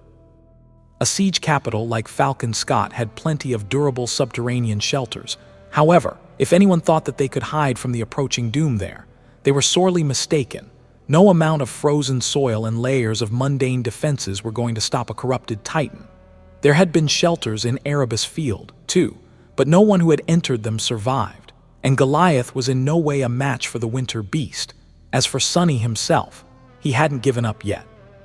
He still had some will to fight left in him. He had spent these hours trying to come up with a way to, if not defeat the abominable horror, then at least tie down and stall it, sadly. Sonny saw no way to win, no matter how hard he looked. The enemy was just too strong, and his bag of tricks was all but empty. There was no time to prepare anything, and even if there were, he wasn't sure that he would have been able to pull another miracle out of thin air. Killing Goliath was already an astonishing feat.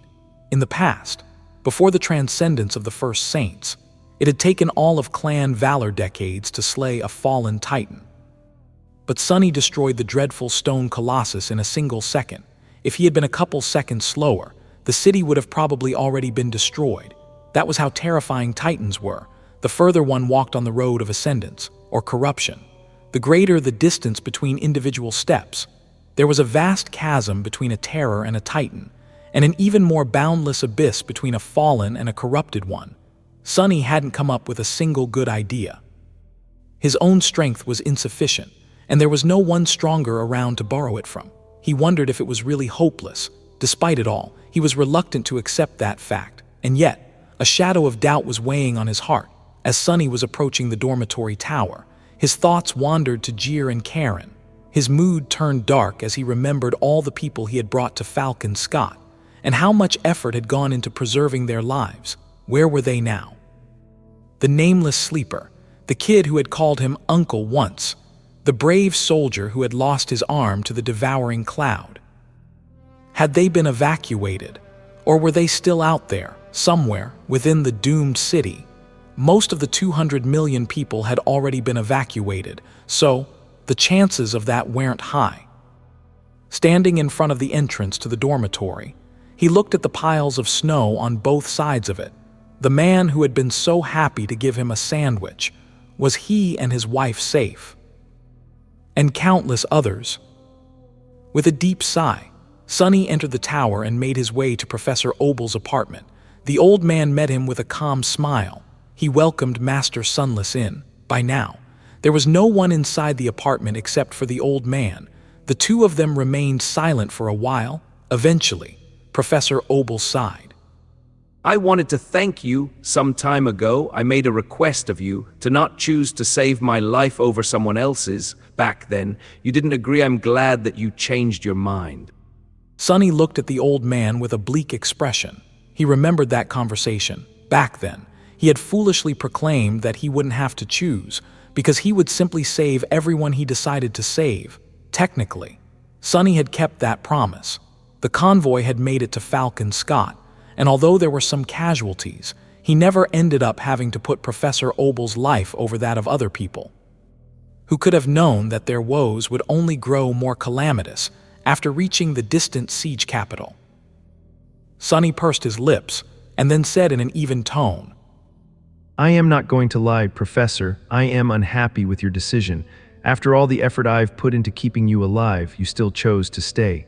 It makes me feel as though all those struggles of mine were meaningless. They hadn't been, of course. Tens of thousands of people, and maybe even millions, were alive because of what Sonny had done. But millions of people were faceless to him. Professor Obel had long become somewhat of a personification of all the mundane humans the First Army was meant to save him and bait. The old man smiled wistfully. I knew that you would feel that way. People who are as principled as you, young man, are a rare breed. They can't help but feel responsible for the entire world. However, the world is too vast, Major Sunless. You can't defeat it all by yourself, and you shouldn't be forced to, either. Sonny looked at him with surprise. He couldn't help but snort. He remarked that was very amusing. Me, Professor, you are deeply mistaken. I've no principles to speak of. I am just stubborn, spiteful, and a little bit mad. That's all there's to me. The old man laughed.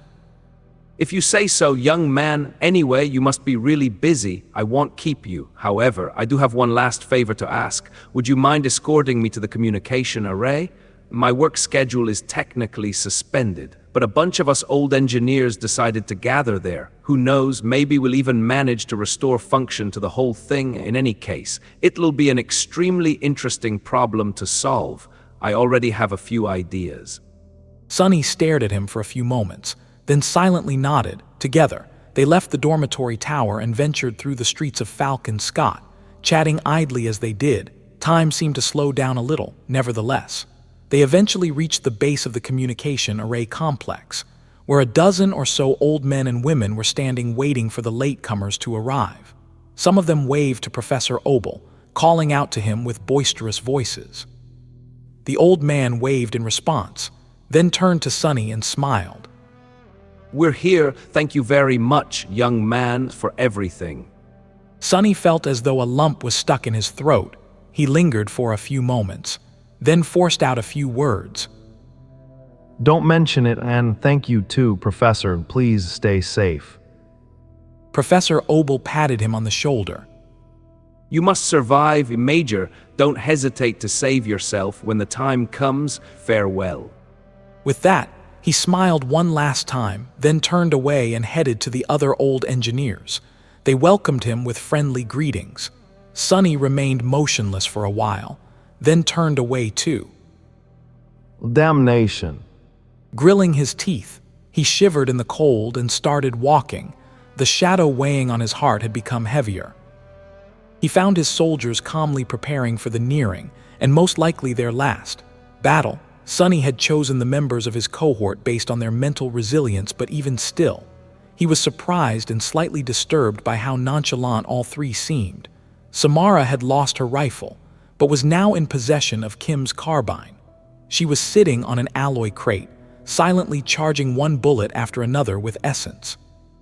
Bell was sharpening his sword with a vague smile on his face. Memories didn't need to be sharpened, but the swordsman had a habit of doing so anyway. Dorn had been wounded by the scavenger. The deep cut on his chest had already been dealt with by an awakened healer, but he was yet to fully recover. The giant man was moving his shoulder through a set of stretching exercises, wincing from time to time. His sledgehammer was nearby, its handle leaning against the wall. When Sonny entered, the three awakened glanced his way and saluted. He shook his head. One asked what the news was. No news yet. If we're lucky, the bastard will show up tomorrow. If we're not, it'll be here today. Sonny remained silent for a few moments, then added, "In any case, we will have to deal with the blizzard first. Keep those charms I gave you summoned. Protection against cold is going to play a big role when the winter beast comes." Sonny possessed the memory of ice, but he had also created lesser versions of the ascended charm for each of his soldiers. Those memories weren't as potent, but also required much less essence to sustain the enchantments. They nodded, summoning the artificial charms, looking at his soldiers. Sonny couldn't help but feel a hint of fear. He had only known these people for a few months, but they had gone through a lifetime of struggles together, even if he wasn't responsible for their lives. He would still have been fiercely reluctant to see them die. Bell, Dorn, Samara, they were admirable warriors each. More importantly, they were his people. Sonny sighed. Oh, you just had to go and stay, H. He had been fully prepared to have Neve load the whole cohort on the ship, but the three awakened silently refused. Staying in Falcon Scott was their choice. Bell looked at him and grinned. He agreed. Saying that was their job, Samara simply nodded, choosing not to say anything in her usual manner. Dorn chuckled. "We did, but aren't you here too, Major?" Sonny winced. Of course, it wasn't the same. He was an ascended and one ridiculously hard to kill on top of that. His soldiers, however, were merely awakened. They weren't nearly as resilient. He admitted that he was. Bell put his sword away, the smile slowly disappearing from his face. The swordsman remained silent for a few moments, looking at him with an uncharacteristically serious expression. A heavy atmosphere settled in the barracks room. Eventually, he said, "There's something I wanted to ask you, though, sir. You don't have to answer, of course." Sonny frowned. He asked what it was. Bell hesitated for a bit, then asked thoughtfully, "There are rumors going around that you are dating Mongrel, but Mongrel, she's your echo. What's that all about?" Sonny stared at him, speechless.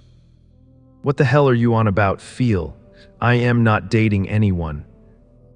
The swordsman suddenly threw his head back and exploded with laughter. Dorn gave him a disapproving look and let out an exasperated sigh. Sonny murmured that he saw. Well, that guy. Sonny shook his head, suddenly feeling an urge to laugh too. Crazier than me, gods.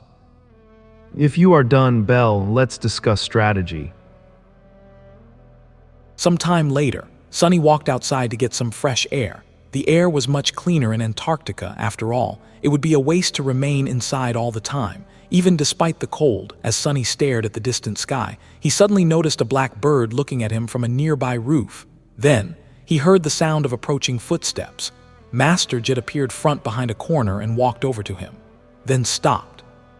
Her icy blue eyes full of coldness that was even more chilling than the polar night. She noted that Sonny was there. Master Jet appeared front behind a corner and walked over to him, then stopped. Her icy blue eyes full of coldness that was even more chilling than the polar night. He looked at her, then smiled. He replied that here he was, she sighed. I sent all the information we have about the winter beast to your communicator. Did you read it? He nodded, sadly. There was little known about the Titan and its abilities, even though Saint Tyrus had spent months suppressing the creature. Most of their drawn-out battle hadn't been a direct one.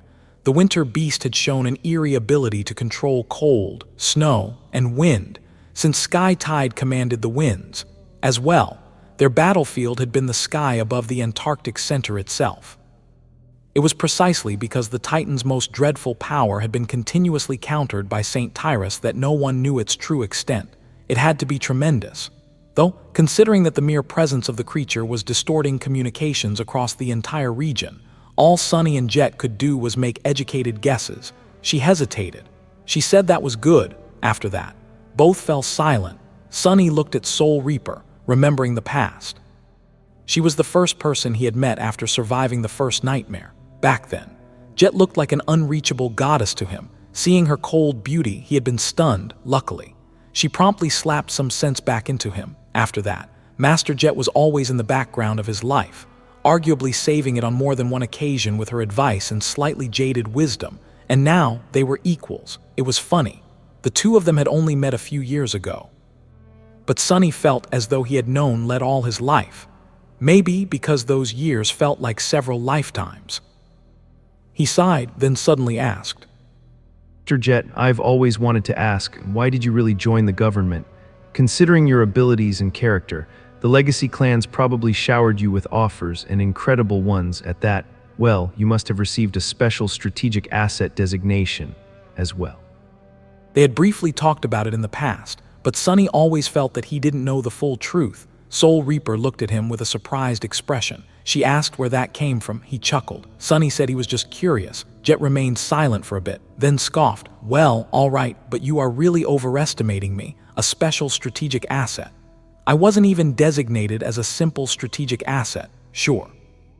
My aspect was a dangerous and unique one, but other than that, I was completely unremarkable. I was foolish, timid, and unsure of myself, too.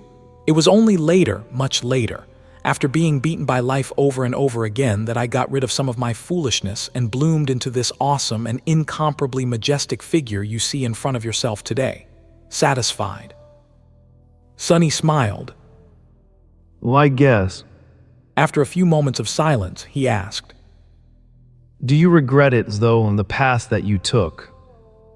She looked away, a thoughtful expression appearing on her face. Master Jet pondered his question for a bit, then shrugged. Her voice was calm. Ours is a bitter life, Sonny. From the outskirts of Northern Quadrant Siege Capital to here, it has often been bitter and only rarely sweet. A life like that, it would be a waste, to make it taste more bitter still with regret. So, no, I might be unsatisfied with many things, but I would never waste my time on regret. Jet looked at him and raised a brow. Why are you feeling regretful about something? Sonny laughed. Honestly, right now, I'm regretting pretty much every single decision I've made in my life. She stared at him blankly, then rolled her eyes. Well, get over it. We have a Titan to fight. And so they did. The temperature continued to plunge, and the winds grew more and more frenzied, howling through the streets of the siege capital like hungry wolves, faster than everyone had hoped. Only a few short hours later, the winter beast had reached Falcon Scott. The remains of the field army sent to the Antarctic center gathered into a formation after marching across the giant crater, the hill-like stone corpse of the fallen Titan Goliath, the pit created by the enormous explosion, and the city with millions of defenseless humans sheltering inside were now behind them. In front of them were a vast field of snow and the towering peaks of the mountains. There were around 20,000 mundane soldiers, some of them piloting the mighty war platforms, and 1,000 or so awakened gathered in front of the crater, just like Jir had said. Very few members of the First Army had used the priority right to be evacuated ahead of civilians. Most had remained, and were now preparing to face a dreadful foe, the winter beast. The plan of the battle was rather simple. The creature's physical body was rumored to be hidden at the heart of the blizzard, protected by hurricane winds and murderous cold. To prevent it from reaching the siege capital, the army was going to advance into the snowstorm and confront the Titan. Neither mundane soldiers nor the awakened had any hope of actually damaging a corrupted nightmare creature. Luckily, an abomination that mostly relied on unnatural powers to kill its prey couldn't be too formidable in a physical confrontation. The few masters who still remained with the army had a good chance of wounding, or even slaying it, if they could get close enough. The role of the soldiers and the awakened was to bury the Titan under their bodies and distract it, hopefully giving the Ascended an opportunity to strike. No one knew if the plan had even a theoretical chance of working, but it was their best chance, aside from Sunny and Jet. There were two more masters who had both survived the previous weeks of the siege and chosen to stay and fight. The four of them were spread across the formation, each commanding one of the 4 brigades. Nightmare was still slumbering because of the wounds he had received during the previous battle, but Saint, maybe due to the mantle of darkness, had already recovered. However, Sunny didn't summon her yet. He wanted to keep his strongest weapon at hand in case things went wrong. If the army was unsuccessful in their desperate gamble to breach the wall of the blizzard, he would send one of his shadows ahead, to allow the taciturn knight to emerge from it near the Titan and engage the abomination in battle. That was his last resort. Even still, Sunny didn't know if Saint would be able to do anything. That was the main problem. None of them knew anything for sure. The winter beast was just too unknown and mysterious. Chances were, every single one of them would die long before catching a glimpse of the Titan's true body. Sunny cursed the fiend. Sunny was standing in front of the brigade of grim-faced soldiers who were now under his nominal command. The members of his cohort were right behind him, and behind them were the rest of the awakened. The mundane soldiers were at the back of the column, comprising most of it. All of them were looking ahead, struggling against the cruel winds. In front of them, a cloud of snow was descending from the mountains, slowly blotting out the sky. It was like a swirling white wall was slowly erasing the world. With each second, the winds were growing stronger and the terrible cold was becoming more unbearable. The blizzard was coming. Sunny sighed, then looked over his shoulder. He shouted to get ready. Without Kim, the members of his cohort lost the ability to borrow his sight. Each of them had summoned a luminous memory, and so had the rest of the awakened in the brigade. The mundane soldiers, too, were equipped with various light-producing devices.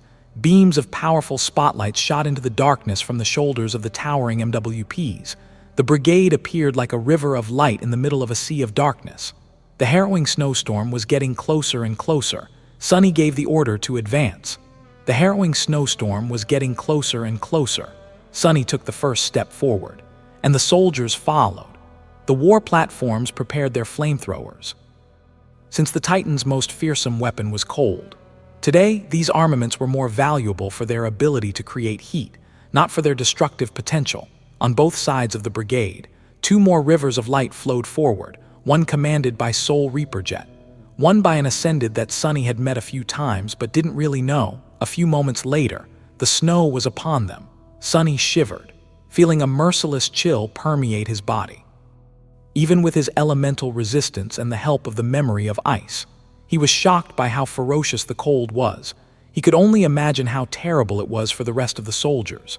It had never been the same the previous time Sunny encountered the wandering blizzard. Now that Saint Tyrus wasn't suppressing the winter beast, it had fully unleashed its power, causing the world itself to become its tool. This snowstorm wasn't an aftereffect of the Titan's presence on the landmass, either. It was directly created by the frozen horror. In fact, the snowstorm itself was the horror. It was as much a part of the winter beast as the physical body hidden in the heart of the blizzard was. In that regard, the corrupted titan was much closer to the dark sea of the forgotten shore than it was to a simpler creature like Goliath. For a moment, Sunny wondered if there was something secretly hidden at the heart of the cursed sea. As well, the MWPs walking at the sides of the column extended their arms, sending long streams of fire crisscrossing above the formation. It was as though a flaming cage was created around the brigade. For a few moments, the cold receded slightly. Sunny called for the flamethrowers. The billowing clouds of snow were instantly melted, and drops of water rained down on the shivering humans, for as long as the war platforms had fuel to keep the flames burning. The army still had a chance to reach the depths of the unnatural snowstorm. However, they hadn't burned for long. It was all a gamble, a dire, dangerous, deadly gamble. The soldiers of the First Army were betting their lives against the winter beast without even knowing if they would be able to reach it, let alone hurt it. They might have made that gamble out of desperation, but they had also made it out of necessity. All of them had received a chance to leave, and all of them turned it down. Some had done it due to their sense of duty, or camaraderie, or misguided bravery. Some had simply grown numb to the horrors of the war. As for Sunny himself, he wasn't really sure what had led him here. He had come to this broken land in search of power, but that desirous quest seemed so childish now.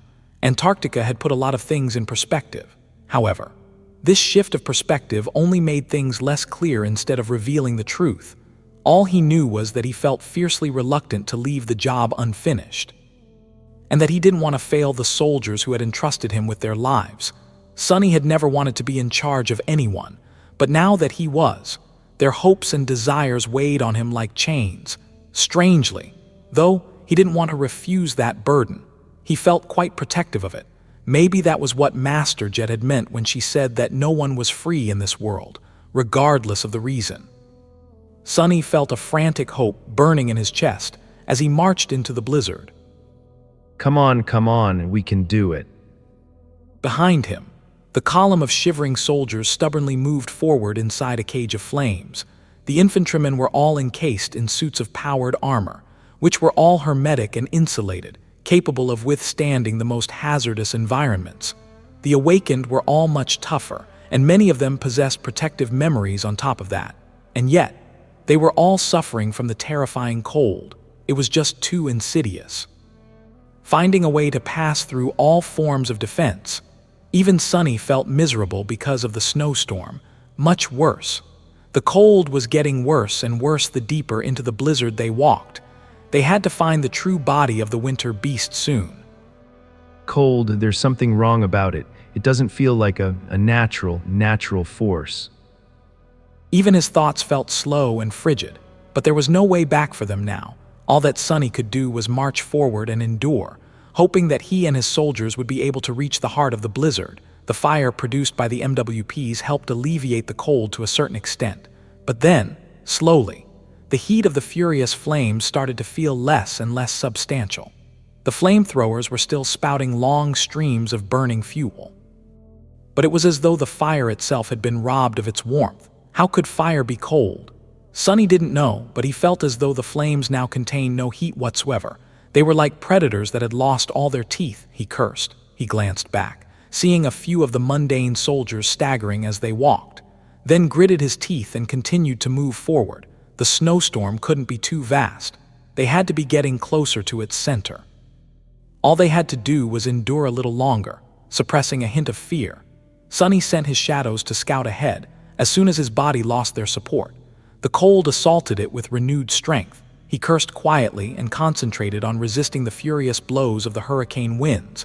Behind him, the awakened and the mundane soldiers were shielding their faces and leaning forward to withstand the force of the storm. Even the towering war platforms were struggling to keep their balance. They had great mass, but also a much larger surface for the wind to attack. The pilots controlled their lumbering machines with intricate skill, keeping them upright and moving forward. The shadows flew into the storm, even though it was almost impossible to see through the raging snow. They had other ways to perceive the world. Sunny hoped that at least one of them would be able to discover the true body of the winter beast. After all, searching for it wasn't hard. All he had to do was follow to where the cold was most dreadful. The closer one got to the heart of the blizzard, the more terrible the unnatural cold would become. And indeed, his shadows were able to discover the right direction soon. They all failed to reach the eye of the storm, though Sunny felt a little shaken when he realized that, further into the blizzard, even the shadows started suffering from the merciless cold. It made no sense, since shadows were incorporeal beings. But it was nevertheless true. Once they flew sufficiently deep into the snowstorm, the power of the winter beast seemed to transcend logic and reason. It was capable of freezing even those things that should have been incapable of being frozen. Sunny asked how it could be possible. To his horror, Sunny realized that the frigid slowness of his thoughts was also not just in his imagination.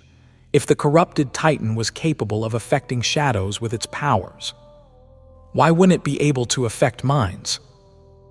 Nothing within the winter beast's snowy domain could avoid being pervaded by its power, recalling the shadows. Sunny shuddered and continued to walk in the direction they had discovered. Every step he took felt heavier than the last. Behind him, a soldier fell to the ground. Others tried to help the soldier stand up, but it was of no use. The man wasn't moving. His comrades had no choice but to abandon their futile attempts. The column flowed past the motionless figure, and soon it was swallowed by the haze of the blizzard, disappearing from view. Not long after that, someone else dropped down. Sunny felt dread settle in his heart. No, we need to keep going. I refuse to give up. I refuse to believe that the abomination's power can't be broken. He continued to walk with an ugly expression on his face, leaning low to resist the shattering wind. Soon, more people fell into the snow. Sunny could feel their shadows turn lifeless in the distance. Every death cut him like a knife. It was only the mundane soldiers at first. Then, one of the MWPs staggered and froze, depowering. A moment later, a powerful squall crashed into it, making the towering machine sway and collapse. Eventually, even the weakest of the awakened started dying, and then the strongest of them, engrossed by grim fearlessness and dogged determination. The brigade continued to struggle forward. The other brigades were advancing into the blizzard by its side, too. However, their rate of progress was becoming slower and slower. The closer they got to the heart of the snowstorm, the more murderous the cold became, the stronger the winds grew, and the harder it was to make even a single step forward. It felt as though an irresistible force was pushing Sunny back and at the same time trying to sap him of his very life. Battering his body with blades of wind and ice, Sunny cursed. At first, a soldier or two would fall every minute. Then, a new body would fall into the embrace of the snow almost every second. Sunny felt a vast, maddening anguish and a deep, biting reluctance and fear, not for himself, but for the mission. But then, he became scared for himself, too. At some point, Sunny realized that because of the diabolical cold that permeated his mind, he could no longer feel his dream realm anchor. It still existed there, somewhere, but it was as though the mystical connection was distorted by a hazy wall of snow. Sunny couldn't sense the anchor and couldn't reach for it. He had nowhere to run, just like the rest of his soldiers. Are we going to lose just like that? The thought filled him with indescribable anger and grief. He could tell that they were getting closer to the heart of the blizzard. They weren't too far away now. But the snowstorm had become just too calamitous. Sunny had lost count of how many soldiers he had lost. In fact, his senses, even the shadow sense, were slowly failing him. He couldn't see too far and he couldn't perceive too far. The world had narrowed down to a hazy sphere of 12 meters, while everything else was obscured by snow. In that sphere, there were only a few awakened, as far as he knew. Everyone else might have already succumbed to the ruthless cold. Gods, it can't be like this. It can't be, damn it. In his heart, Sunny would have been able to accept if they had reached the true body of the winter beast, but failed to defeat it. But the idea of being wiped out without even making it to the eye of the storm was enough to drive him insane. Damn it all. And with each second, still, the cold was growing more harrowing. But in the end, that was exactly what happened. Eventually, still surrounded by the wall of howling snow, Sonny realized that he could hardly make even a single step forward. He had lost sight of the brigade and didn't know if any of his soldiers were still alive. There were only 3 awakened beside him, Bel, Dorn, and Samara. He closed his eyes. Sonny hesitated, staring into the blizzard. He heard a voice tell him to admit it. Admit it, and you lost. He shivered. You fool, and what else did you expect would happen? It was almost as if the sin of Solace was talking to him. But no, those were only his own thoughts. He hadn't even summoned the Jade Sword yet. His own thoughts were much more damning. Sonny let out a soft sigh, then turned around and looked at his soldiers. The members of his cohort were standing close to each other, bits of ice covering their hair. Their luminous memories had grown dim and weak, and their lips were blue. Their eyes, however, were much more calm than his own. Sonny studied their faces for a few moments, trying to come up with a solid thought. Eventually, he simply whispered, I am sorry. Bel smiled with the corner of his mouth, then slightly shook his head. That action alone seemed to take something out of him, and the swordsman swayed slightly. Samara reached out to support him, and he placed a hand on her shoulder, gripping it tightly. Dorn struggled a little and turned to face them. He gave his fellow awakened a warm nod, then kept looking at them without saying anything. Maybe he couldn't. Sonny remained motionless, watching. He watched them slowly grow still, and then he watched as the spark of life was gradually extinguished inside them. Samara was first, and then Dorn. Bel was the last to go. Only when their shadows had turned lifeless and empty did Sonny allow himself to dissipate into the darkness, escaping the murderous cold. In the embrace of the shadows, the power of the winter beast wasn't nearly as overwhelming. It could still reach here, somehow, but in a weakened state. Sonny howled with sorrow and fury as he flew deeper into the blizzard. Even if everything was lost, he still wanted to try and reach the wretched abomination. He wanted to hurt, break, and kill it. But he failed. Even if the cold wasn't as terrifying in the shadows, it was still there, and the closer Sonny got to the heart of the blizzard, the more annihilating the cold became. He still persisted forward, feeling his very soul freeze and start to grow still, dying for a time. He almost made it. Eventually, though, Sonny had to turn back. He ran away. He ran away and hid himself, waiting for the snowstorm to pass. He survived. The winter beast came, and then it left, the last citadel of humanity in the Antarctic center. Falcon Scott had fallen to the chain of nightmares. The harrowing blizzard had swept through it, freezing the whole city solid and killing everyone inside. Sonny had heard that a long time ago, during the dark times, or maybe even before that, the whole of Antarctica was covered by ice. It had been a land of perpetual winter, cold, and snow. After the corrupted Titan wiped out the last human settlement and retreated back into the mountains, as if satisfied to be the sole sovereign of the region. The landscape looked just like that. Again, the city was drowning in snow. The buildings emerged from it, encased in ice, below the cliffs. A large swath of the ocean was frozen as well. A gargantuan battleship was stuck in the ice, still anchored. The people aboard it all dead. Everyone was dead except for Sonny. His soldiers were dead. Millions of civilians were dead. Professor Obel was dead too, but he was alive and not even wounded. Sonny had remained in the shadows for a long time, only emerging from them after his essence almost ran dry, and now he was digging a grave. The earth itself was frozen solid, so his task wasn't an easy one. He had to summon the sin of Solace and use the beautiful jade blade to dig. Sonny was standing in a shallow pit, deepening it. His movements were fast and purposeful. Angry tears were streaming down his face, turning into ice before falling to the ground. He wasn't alone either. A vague shape that looked a lot like him was sitting on the edge of the pit, staring at him somberly. It had his voice, too. It told him to look at himself go. Sonny gritted his teeth, ignoring the sin of Solace. The cursed sword remained silent for a while, observing him. Eventually, it asked, "So, did you find it? Conviction, or whatever it was you've been searching for?" Sonny spared the vague shape a glance, then continued digging. No, I didn't find crap. He wiped his face with an elbow. Actually, that's not true. I did find something. I found out that I was right all along. Sonny plunged the sword into the frozen soil and laughed. Faith, calling, conviction, all those lofty words, it's all rubbish. It's all meaningless. People like Anvil of Valor and Kai Song have conviction, and that conviction helps them achieve greatness. Well, where are they? What good did it do? Where the hell were they, H? He lowered the sword and stared at the vague shape with fury in his eyes. Those great people go around playing with their great conviction, while little people like us suffer and lose our little lives. But what's wrong with having small dreams? All I ever wanted was to live a good life and keep people I care about safe. What's wrong about that? Why do I have to have a great goal and soaring ambition to be allowed to exist? Sunny remained motionless for a moment, then returned to digging.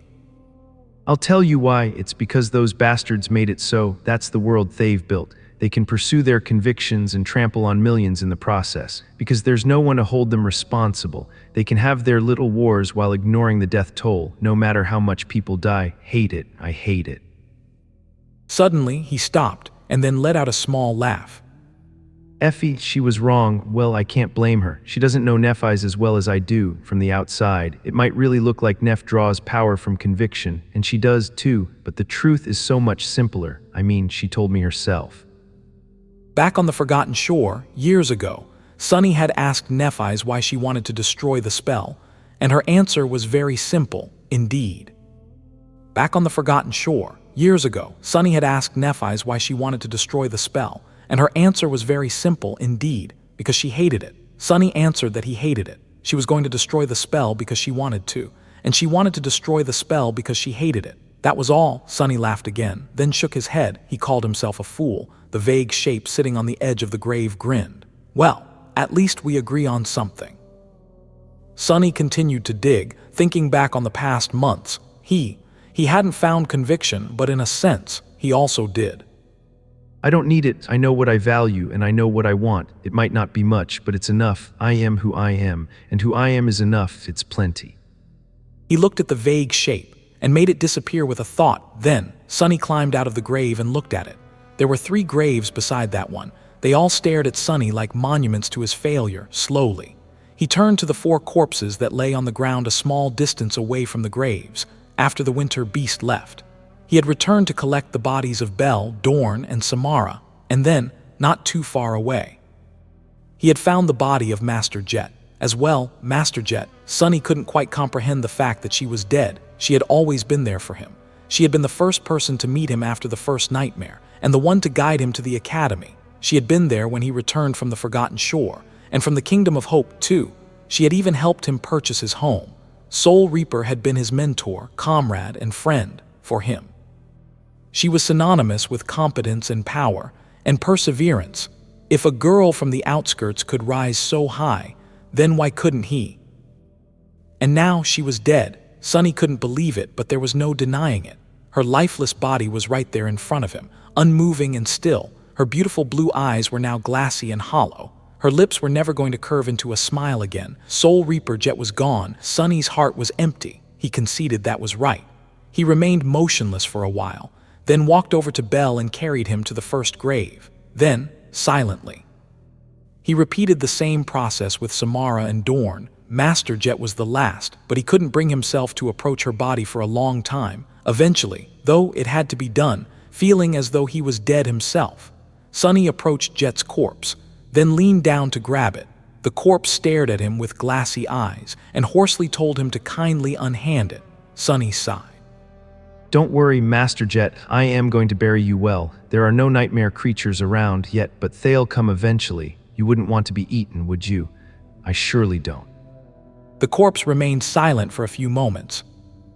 Have you lost your mind, Sunny? Put me the hell down. He nodded. Yes, I did lose my mind a little, that's true. The corpse of Soul Reaper Jet continued to stare at him. Sunny murmured that he should probably close her eyes. Do you need me to slap you again? Snap out of it, damn it. A small frown appeared on Sunny's face. Then, he suddenly dropped the corpse and flinched back, falling on his butt. What? Master Jet, you are alive. The corpse remained motionless on the ground. After a short pause, it said in a dull, hoarse, corpsely voice that it was dead. Sunny stared at it, dumbfounded. Suddenly, the corpse let out a grating, hissing sound. It was trying to laugh. I've been dead this whole time. It's my flaw. You are dead. But as long as I keep killing things and absorbing their essence, I can at least maintain a semblance of life. If I don't, I'll be truly destroyed. She struggled to turn her head and looked at him with dead, glassy eyes. That was the real reason I joined the government. All those years ago, I knew that I'd always have things to kill if I did. Now, Sonny, arg, damn it, can you help me sit up? He slowly rose to his feet, took a few shaky steps forward and pulled her up to a sitting position. Then, he blinked a couple of times and said, That was why you told me that it's impossible for you to die in Antarctica, because you were never alive to begin with. Soul Reaper struggled for a few moments, and then took a labored breath, the first one since he had found her in the snowfield outside the city. Yes, and it was a figure of speech. Both of them remained quiet for a while, not knowing what to say. Then, Jet suddenly turned her head. Her eyes glistened a little. She told Sonny to look. He turned around, not knowing what she wanted him to see. Nothing seemed to have changed. The graves, the snow, the frozen buildings of the destroyed city were all the same. However, far away, a thin line of pale lilac appeared above the horizon. Breaking the rain of cold darkness, Soul Reaper tried to smile, but failed. The sun is rising, the night, it's over. The long night is over, and so is Volume 5 of Shadow Slave. I hope that you enjoyed this cold, dark adventure. As for me, I surely had a blast writing it. I'll take a day off and return with the first chapters of Volume 6 the day after tomorrow. Thank you and have a great day. Guiltythree. Sonny, come here. I'll only kill you a little. Get the hell away from me, you demented zombie.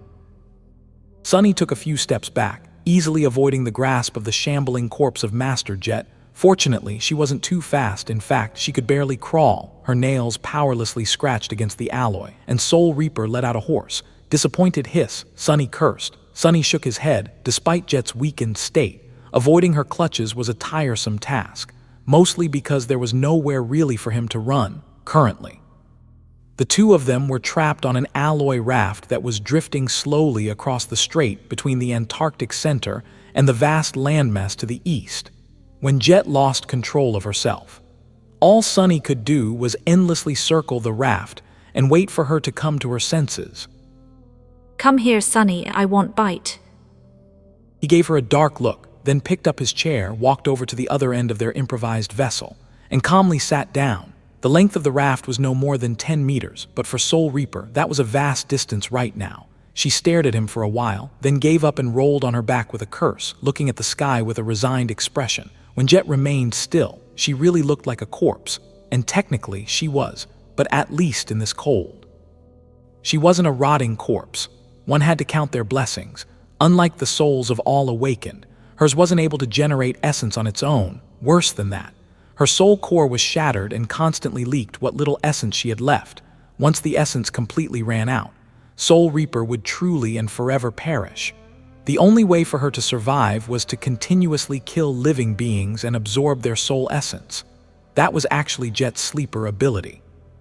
Her awakened ability allowed her to bypass all forms of physical defense and strike directly at the souls of her enemies, which was where her fearsome nickname, Soul Reaper, had come from.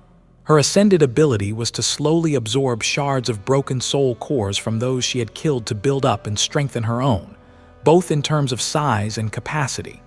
It also removed the natural limit of essence infusion that the flesh of most living beings had, allowing Jet to oversaturate her body with essence and achieve truly superb levels of strength, speed, and resilience. Hers was a supreme aspect. Sadly, right now, Jet had no essence to spare on strengthening her body. She barely had enough to keep it from collapsing entirely, and even that last reserve was slowly running out. Things hadn't gone well for them after the destruction of Falcon Scott, even after the winter beast retreated into the depths of the Antarctic center. Its dire influence remained. Neither Sonny nor Jet had been able to access their dream realm anchors, which meant that they couldn't escape from the waking world. Eventually, the two of them had been left with only one choice: to try and brave the strait. Actually, there was no need for them to even reach East Antarctica. All they had to do was sail far enough into the ocean to leave the area of influence of the corrupted Titan which would allow both to return to the dream realm. That would still be dangerous, but not as dangerous as remaining in the winter beast's frozen realm. There were no ships coming, and no seaworthy vessels left intact in Falcon Scott. In the end, Sunny had been forced to improvise. The alloy raft they were currently drifting on wasn't just a random sheet of light alloy, it was actually the covetous coffer. That memory of his possessed an enchantment called mendacious coffer, which allowed it to mimic the forms of inanimate objects. Additionally, the size and intricacy of the simulacrum were dependent on Sunny's shadow core capacity. By now, he was very close to becoming an ascended tyrant, so obviously, that capacity was much greater than when he had first acquired the coffer. So, Sunny had turned it into a raft. It was much larger than the alloy chest the coffer usually looked like. At the expense of the complexity, even better. The locomotive chiffonier enchantment allowed the raft to propel itself forward at a modest speed. Most importantly, though, the covetous coffer was an ascended memory of the fourth tier, and as such, it was tremendously more durable than even the strongest alloy would have been.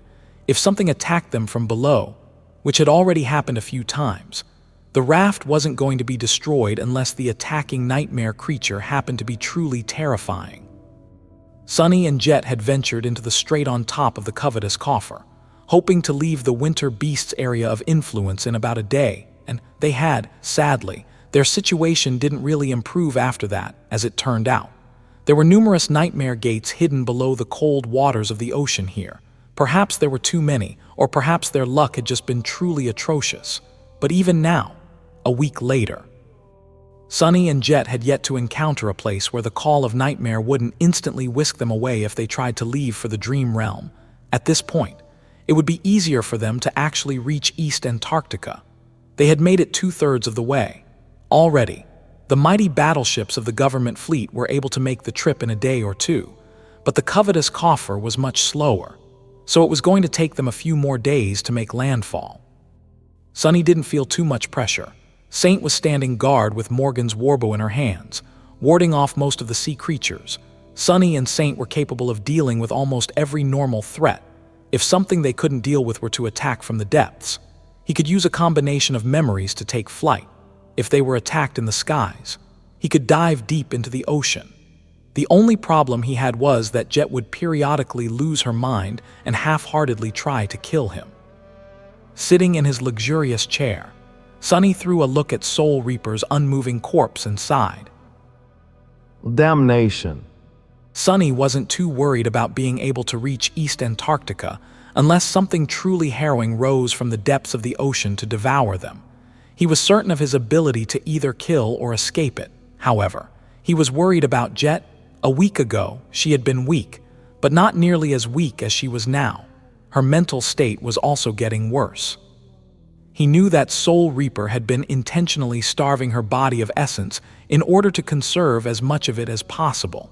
But still, Sunny didn't know how much longer she would last. Right now, she wasn't even able to afford summoning a memory. Every drop of essence counted, and there was very little of it left in her shattered soul core, which presented a problem. Saint was capable of killing most nightmare creatures that attacked them with her bow, and Sunny wasn't far behind her in terms of lethality. However, Jet was in no condition to kill anything, but despite that, as he considered his options, the corpse stirred, then started laboriously crawling in his direction again, demented lights burning in its glassy blue eyes. It called him to come here. Sunny stared at her with distaste, then shook his head and stood up. His shadow sense spread outward, encompassing as much of the world as he could perceive. He remained motionless for a while, allowing the corpse to draw dangerously close. Jet's hollow eyes glinted. Got you, eh? Before she could grab his shin, however, Sunny sighed and dove off the edge of the raft, disappearing under the cold water. The graceless dusk dissipated into dancing threads of black silk. Jet seemed startled by his disappearance. She fruitlessly clawed at the surface of the raft a couple of times, then grew still. A hoarse sigh escaped from her bluish lips. She didn't inhale after that. By now, even breathing was a chore. She didn't really need to, anyway. The corpse remained motionless for a long time. Eventually, a black bird landed on the raft, hopped over to the corpse, and stared at it curiously. A few moments later, the crow tried to peck one of the glassy eyes out. The corpse said he was gone. Jet blinked. You stop that, Crow Crow, or I am going to make you into a soup. The bird hurriedly jumped away, seemingly nervous. Soup, soup. Its voice sounded indignant. Soul Reaper looked at the bird silently, then rasped, asking if it found land. The crow spread its wings and waved them a couple of times. It called out, "Land." The corpse tried to smile, which looked quite disturbing. Even Saint spared it an indifferent glance. Jet asked how far it was. The bird ruffled its feathers and made another hop back. It cried that it was far. Jet gritted her teeth. I know that it's far, you stupid bird. How far? The echo simply stared at her in confusion. After a couple of seconds, it cawed proudly. How? Soul Reaper hissed, then hit her head against the alloy surface of the raft a couple of times. After that small outburst, she didn't say anything else. Remaining still and unmoving, she cursed. After that small outburst, she didn't say anything else. Remaining still and unmoving, the raft swayed gently on the waves below the raft. Hundreds of small metallic feet were furiously paddling the cold water. On top of it, a living statue, a talking corpse, and a small black bird were silently waiting. Sometime later, the water behind the raft suddenly boiled, and a young man with silky black hair and alabaster skin emerged from it, dragging something in a stranglehold. A terrifying creature with long tentacles that were as wide as a man's thigh was struggling furiously, trying to free itself. Its spongy flesh was awash with inky black blood. Stop fighting, you bastard. Sonny gritted his teeth and ignored a tentacle that was wrapped around his neck, exerting enough pressure on it to crush an armored vehicle. Using one hand, he swam toward the raft, climbed aboard, and dragged the nightmare creature with him. Saint silently moved to the opposite side of the coffer, so that the weight of the abomination didn't make it capsize. The crow flew up and landed on her shoulder, staring at the monstrous creature with apprehension. Sonny